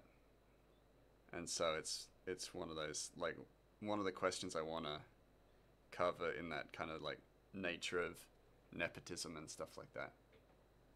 One thing people hate is 15 is considered an adult there, because just like in the Middle Ages, age of maturity scales to life expectancy. Yeah, exactly.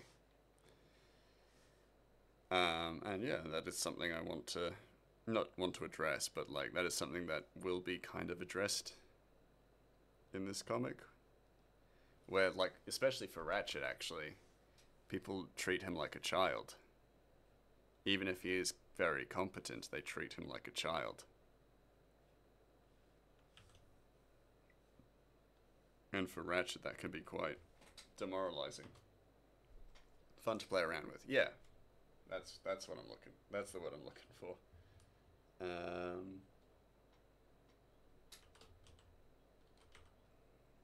Tent. Gonna just add extra details to the tent.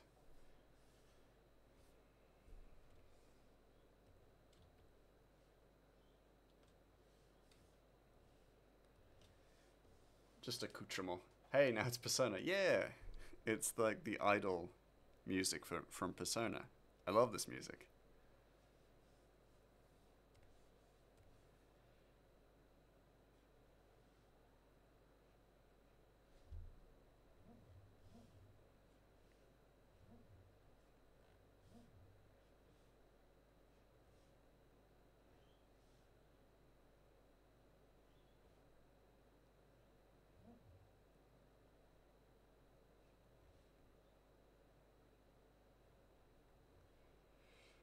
Oh, that's terrible.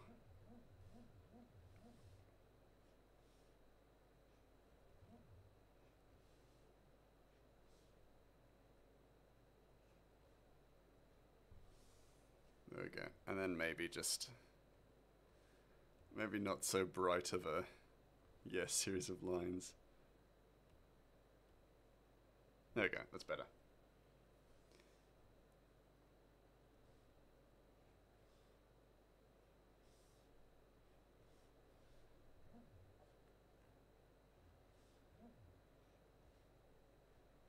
There we go. That's cool.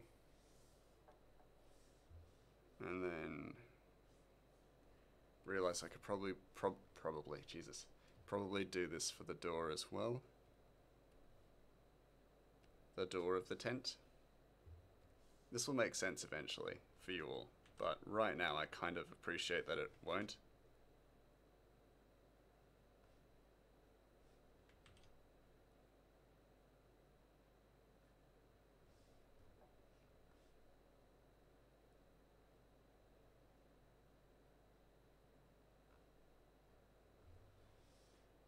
I need it not to make sense. It'll make sense eventually.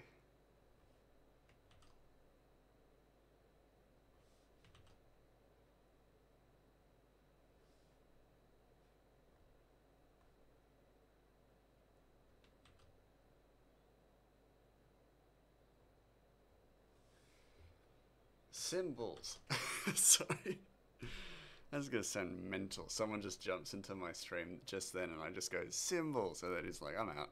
I'm leaving this. This mouse is a lunatic. Yeah, but that's actually, that turned out way cooler than I thought it was gonna. Nice.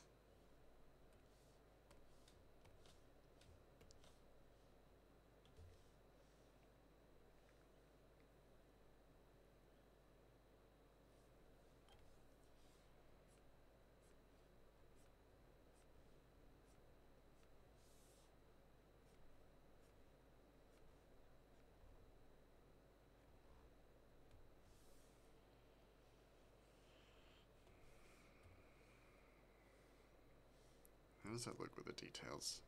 Is it maybe too much? I don't know.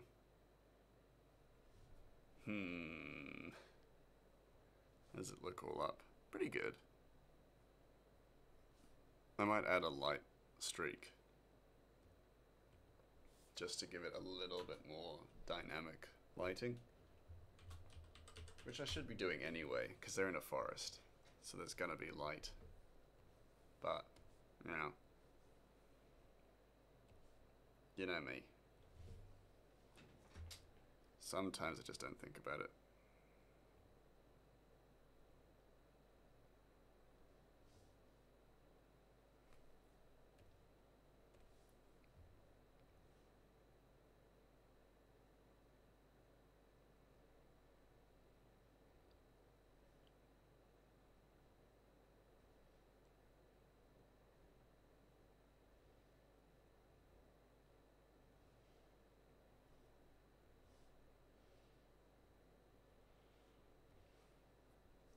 Let's just cover it all. Not just a little bit, all of it. And then we do what I do best. Hey, 7 days, easy peasy. G'day, how's the mousehold? I am doing good. How are you doing, Cryo? How was your trip? Or how is your trip?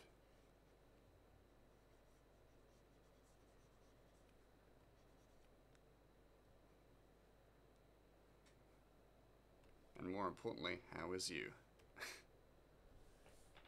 You're so fucking tired? Oh man. Just got home today. Oh shit. Was it a good trip? I saw you like some of your pickies on Insta. And they were super cool. Got to see the big merino and things like that. Very exciting, very cool. It was insane. Ooh, nice. That's good to hear. Exciting, not boring. I was moshing. Nice, even better. Come to think of it, we went into the different levels of norms in sociology, not psychology. Norms fall into one of 4 categories. Folkways, mostly etiquette stuff, not written, no punishment. Mores, moral norms. Taboos, norms of what not to do. And laws, will be punished if you don't do. Yeah, which is very good, like, interesting to know. Yeah, hung out with the ram nuts, very nice. Always good to visit them. I am almost compelled to visit them on my way through there for Christmas, but we'll have to see if I got the time for it. I keep realizing I need to actually give my canvas a little bit of space so that you can see what I'm working on. But, with that said, that's actually pretty much done, except for the writing, essentially. So that's page 8, finished. Oh no, it's page 9 finished. Shit. When am I traveling that way? Oh, do you stop at Trappers? I'm not sure. I can't remember. But I will be traveling that way on the 17th of December, so I'll be heading up for Christmas then. Which should be good. Am I going that way? It's a good question. Either way, I'm excited to just sit in a car on a road trip, which should be good. You know, in New South Wales, essentially, so that'll be really good. But, just trying to think. Yeah, so I'll spend like 4 days in Canberra, and I'll visit gigs, and I'll visit Nex, and I'll visit Frosty and stuff like that.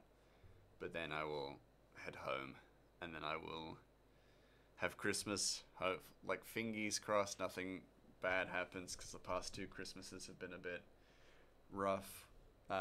2 years ago, I was bitten by a redback spider around Christmas, so I had nerve pain all through Christmas, and then last Christmas I got COVID for the first time. So hopefully I don't get like stabbed this year. Trappers is the bakery pie shop. They're good pies, but it's truly more about the tradition of stopping for pies. Yeah, that's cool. I'd be down to do that. If I'm passing that way, I'll have to check the map. Yike, double yike. Yeah, I don't want it to become a Christmas tradition that I just get fucked over at Christmas. But in good news, that's another page done. I think that's page 9, actually. Yeah. Is it page 9? Maybe. I think it's page 9. Yeah, it's in Goulburn. Ah, okay. I probably will miss that then. This time around, anyway. I'm just going from Canberra to Cowra, so probably gonna miss it, sadly. But I would love to visit it next year, at least, when I have a little bit more time. Though next year, I'm in Canberra for a while. If or went to the Canberra show the night day before, I would end up in hospital. Oh, shit.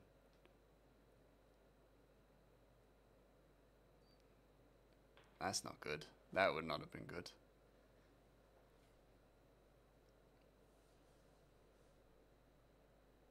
No, you know what I wanted to do.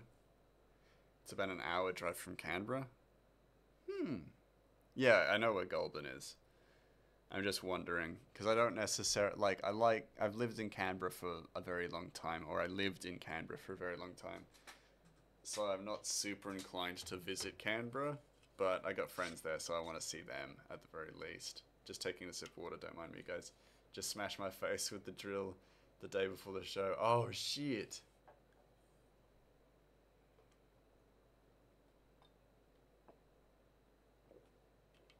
Yeah. Lived there 20 years, baby. Got out as soon as I could. Oh, did I live there 20 years? Yeah, 20 years. So I lived there 20 years. Which is a very long time.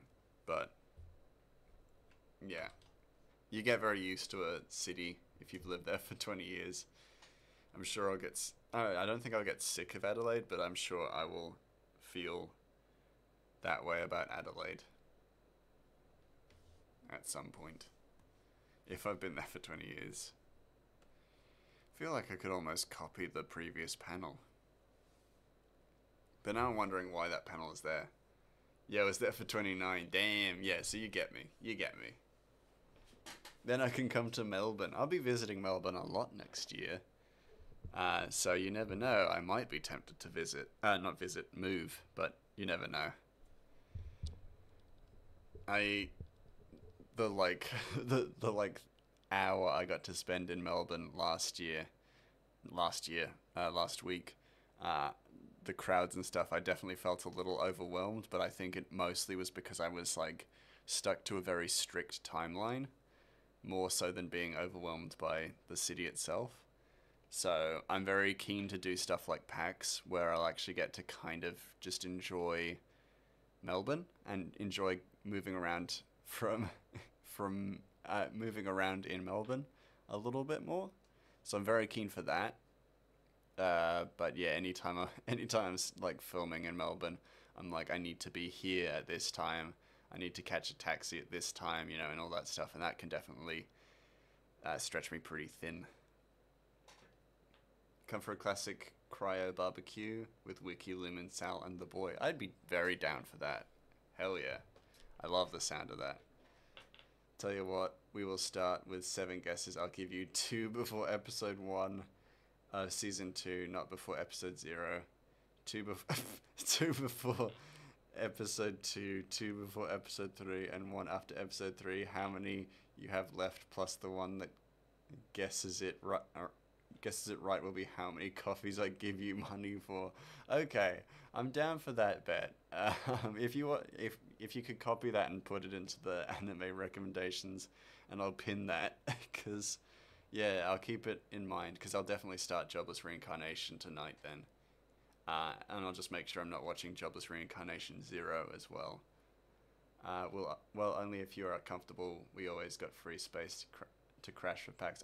I mean, I'd be more than down for that as well. Um, there's a few things I need to prepare for packs. I want to make a mascot head for me, just because I kind of want to go around, not incognito, but want to go around with the mascot head so people can kind of immediately recognize me. Um, not the people I know like you and Lumen and stuff, but like yeah. And then I'm gonna pack like a big satchel full of stickers and stuff. So I'm very keen as Mouse. Yeah, exactly. So people recognize the Mouse. Because there are a few streamers and stuff who know me only as Mouse. So I'd love to meet them as well. And PAX is going to be the big thing for me to do that. So I'd be down for that. But yeah, I'm also very, like, super keen as a bean to hang out with you guys throughout the year whenever I go down, like, whenever I've got time in Melbourne. Because I want to spend more time in Melbourne. So, yeah, I'm super down for that. As Mouse, like you. Yeah! Because you've not met me in person yet. You will do, though. So far, it's only Giggles and Lumen and Sal who have met me in person. The list is getting smaller. The list is getting smaller by the day, but that's okay. Because I expected as much.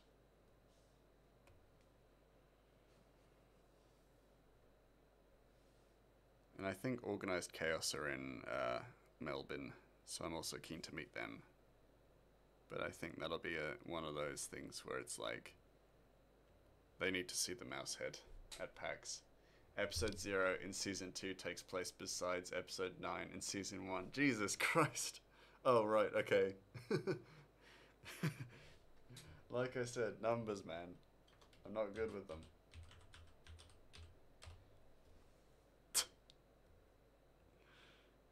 I'm gonna get so fucking lost in animes. Love it. I'm so keen.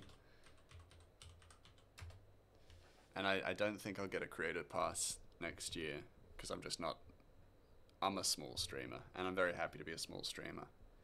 But I want to get just a visitor's pass and I want to just faff about and goof about at PAX because it should be super cool. Most people know me only as Cryo, but that's the way I tend to keep it. I can't keep adding great friends in person. I won't have time in the year to meet everyone. That's super fair. That's so much. That's so many, meeting so many people. I fully get that and I fully respect that. It's just what happened to this character where in the book they can just comment after it, but in anime you gotta figure out where to put it. Yeah, absolutely. You slot in the I wouldn't say side stories, but the additional supplementary stories. Yeah, you gotta find a right spot to put them in because it's very easy to do in manga, but very hard to do in anime. We didn't go this year to PAX. I just kind of arrived and we weren't prepared. That's super fair. I had planned on going to PAX this year, and then it kind of just blindsided me because I was so busy this year. So next year, I'm gonna preemptively get prepared to go, and then I'll go.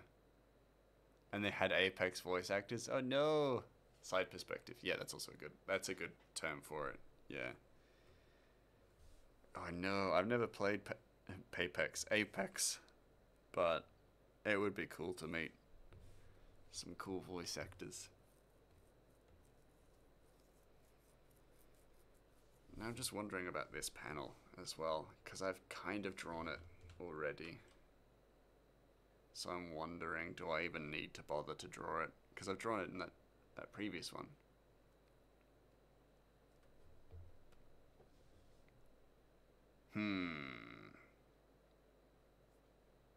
I might leave it. I might leave it for now and I'll come back to it. I had planned on going to a con in the States, but I was up in Canada during it and forgot about it until you got back down to Buffalo after it ended. Oh no. Yeah, but it does feel like that. It feels like the amount of conventions that there are every year is sometimes a bit overwhelming. And because I do art and stuff, I'd be keen to have a stall at a convention at some point.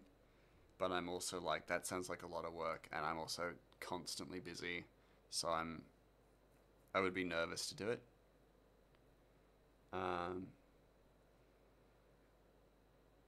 Last time we met Viva La Dirt League while they were walking around the floor. It was super cool, and they're all super fucking tall. They're all like 6'3" plus. Damn, that is tall. I mean, animals are super cool. That's so exciting. Or as Americans know the state, Alabama. Oh yeah, yes. To Americans, it's Alabama. To the mouse, it's Buffalo. The state of Alabama. The state of Buffalo. Homeland of the great buffalo. Correct? No. Absolutely not. You know for certain I would never pass a American citizenship test. That's for damn sure. Let alone a test of geography. Or of just the states. I knew you were making fun of me as well. I was just like, wait a second, you don't live in Buffalo. Buffalo's not a state. And then I realized I said that.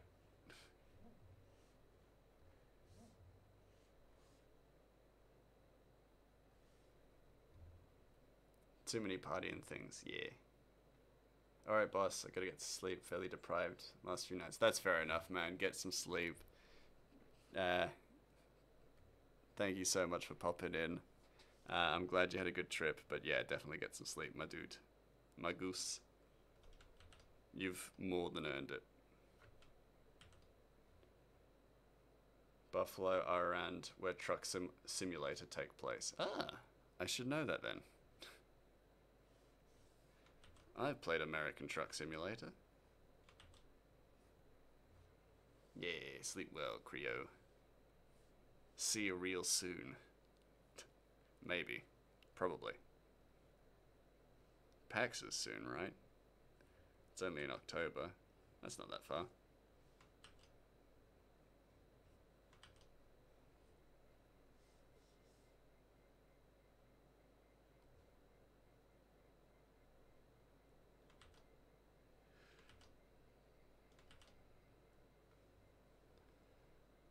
Oh, also, speaking of, we're almost at 200 reads. This is not related to anything too specific, but 200 reads of the comic. So, chapter 1 has almost been read 200 times, which is astoundingly cool. Like, I did not expect that to happen anytime soon. And the fact that it's happening so close to the release of chapter 2 is kind of awesome.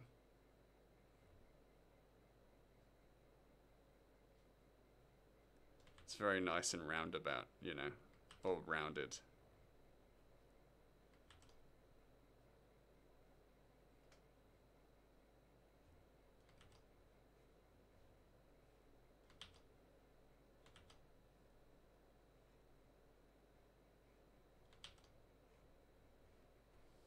E. The little goblin guy is almost, his story's almost been read by 200 people. I think it was at 190 last time I checked, which is, I mean, I couldn't have asked for just better results. I think that's awesome. And I know, like, in the grand scheme of things, it's not too much, but, like, for a comic that has appeared on its own, not backed by anything, not made by a team, just one person in his community making a comic, that's awesome. That's so fucking cool. And you know, the amount of times this comic just wasn't a thing as well. You know, it's just like, blah. So exciting, it's so cool.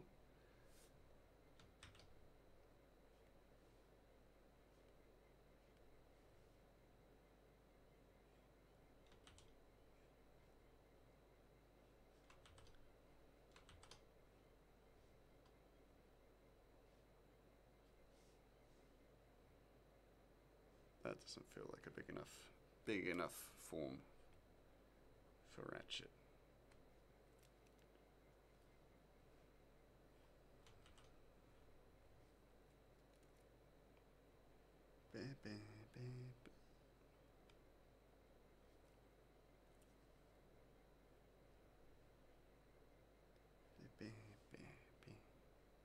It's Persona again.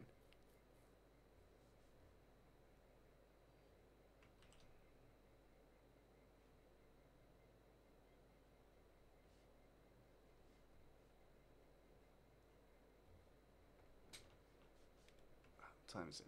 2:35. Probably not going to finish this panel before the end of the night then. But we got 2 more streams this week where I'm working on it, so fairly confident that I can finish this panel at the very least.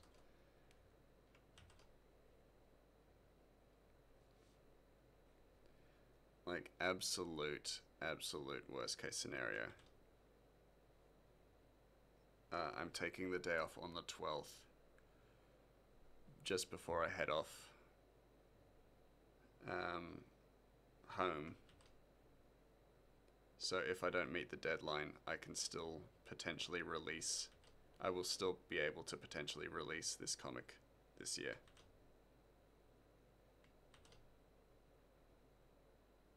Unless I fall really behind.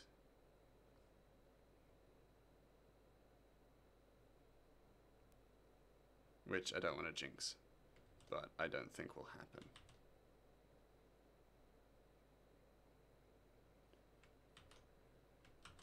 Oh, and don't skip the beginning on Jobless. They only have a traditional opening starting halfway through season 2. Before then, it's just the theme playing lovely establishing shots. Oh, okay. That is good to know. Thank you for telling me that, because I would have fully just skipped it. Skipped it assuming that it was going to be not much. Okay. Yeah, but as you can see, this is the last panel. And there are not many panels in this page. I say that as if, you know, it's true, but it's not. 1, 2, 3, 4, 5, 6, 7, 8, 9. So there are 9 panels. So a normal panel spread for a comic. 9 is usually the limit, I have come to understand. You don't really want to go beyond 9. Otherwise you're going to cram your page a little bit too much.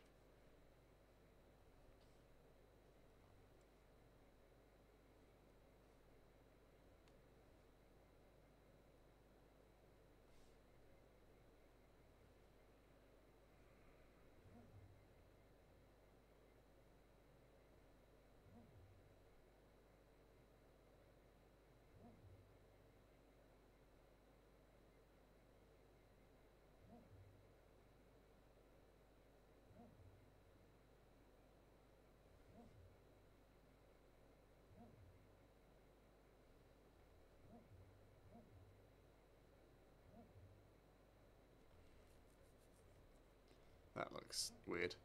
And even the opening in season 2 has a lot of symbolism and foreshadowing. Ooh, okay. I love symbolism and foreshadowing.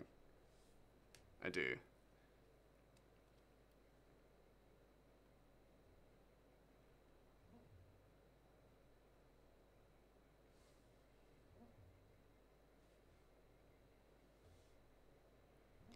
Don't like the under chin thing anymore. Not really. And also that's way better. Don't need that bulbing out hand bit. And because this panel is going to be quite, like, it's going to be a pretty tight one, so like the speech bubble is going to be that essentially, so there's not really any point putting anything in the background.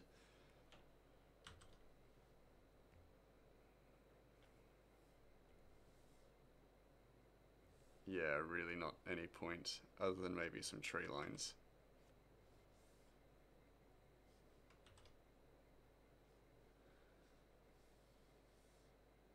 That's about it. That's like really all it needs to be.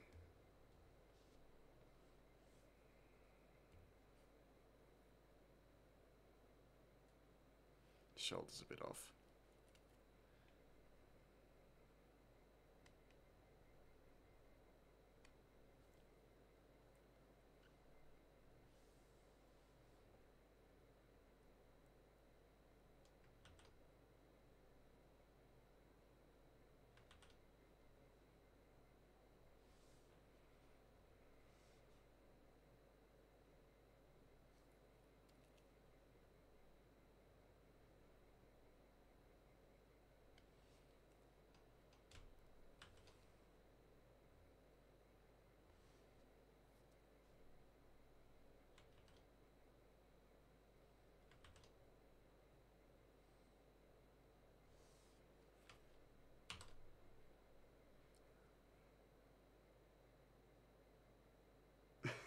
Just sitting here holding my breath as I think heavily about what I'm about to do next. Even though it's exactly the same as what I've done previously multiple times. At this point I've probably drawn Ratchet upwards of 50, 60 times. So this shouldn't be complicated. But my brains just be like, nah, make this complicated, man. This is gonna be complicated. 'Cause you're stupid.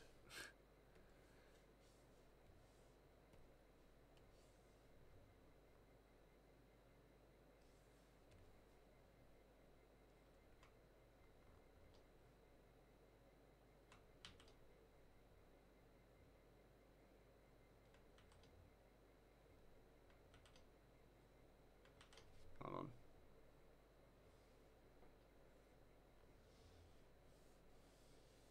There we go. Oh, this is not the one I wanted to zoom out on.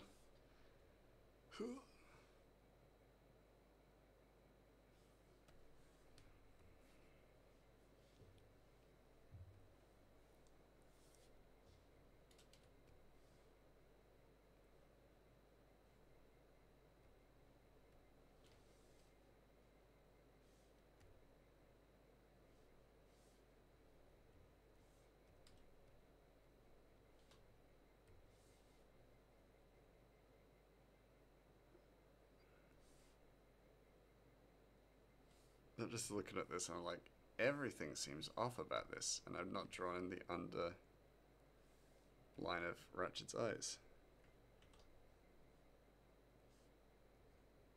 I think it's because I know that I'm not gonna finish this panel today, so my brain's just kind of rushing to get stuff done.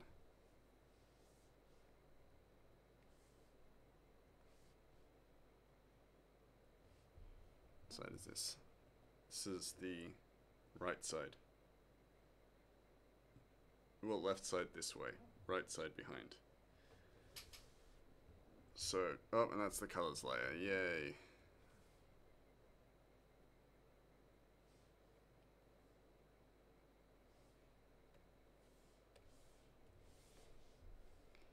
I did it again. Filled in the wrong color in the wrong layer. Yippee.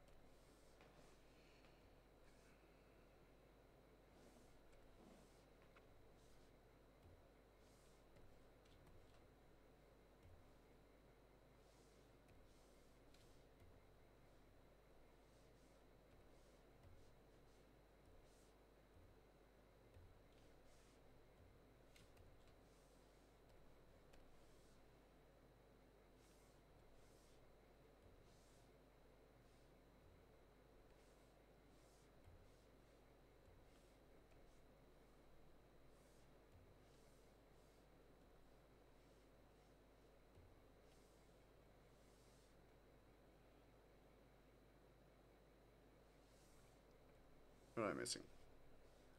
There's blue.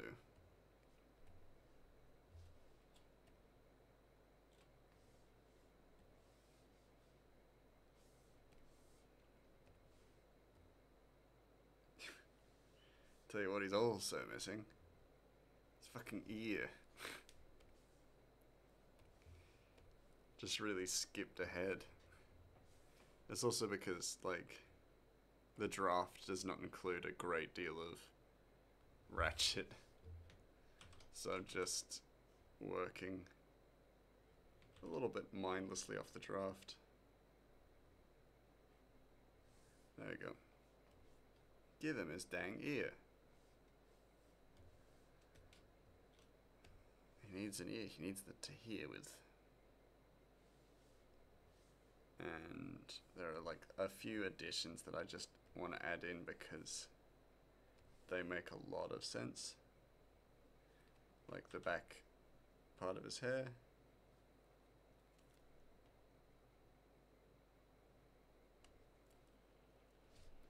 And maybe I should not worry so much about getting it done quickly because I'm not going to get it done today. Just keep working at it until it's done. We got 1 page left of chapter 2. We are so close to getting it done.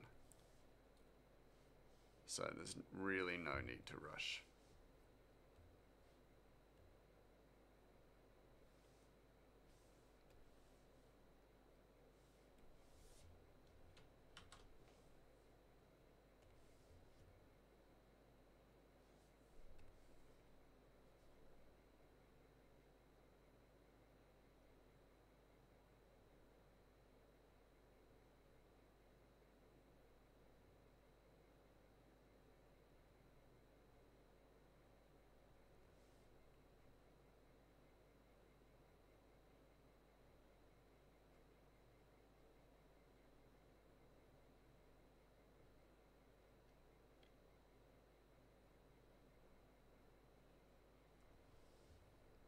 And warning about jobless reincarnation, any explode titled Turning Point X is going to be a big one, and probably one you don't want to stop after those.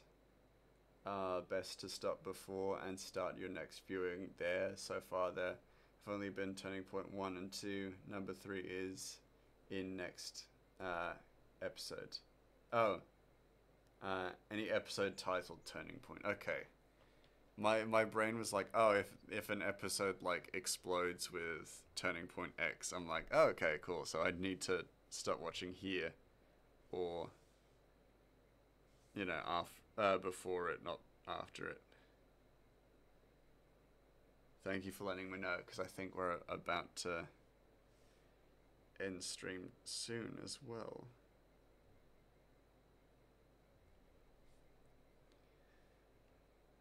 He's so cute. He kind of looks like Greg from Over the Gun Wall a little bit in this panel.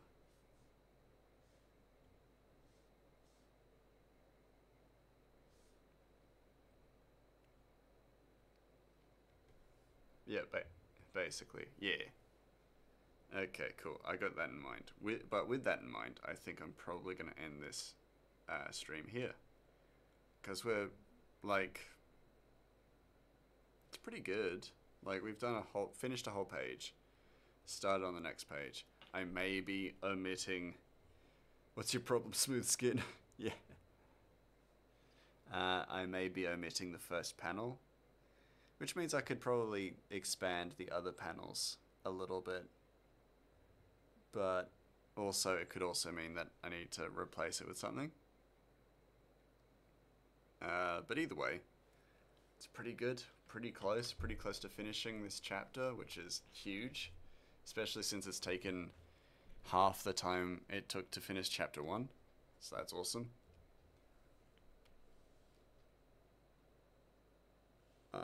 We'll export this.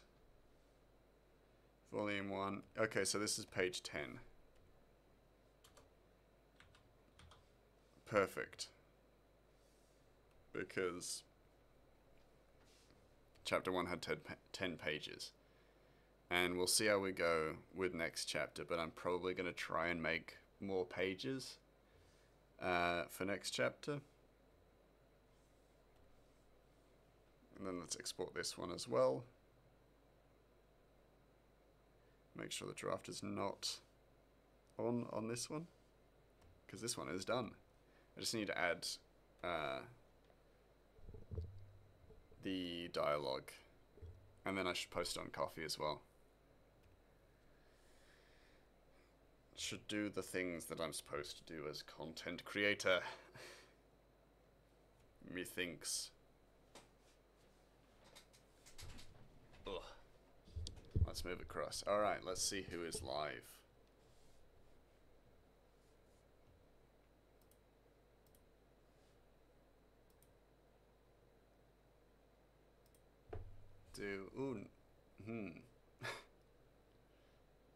We got a few people live, that's good.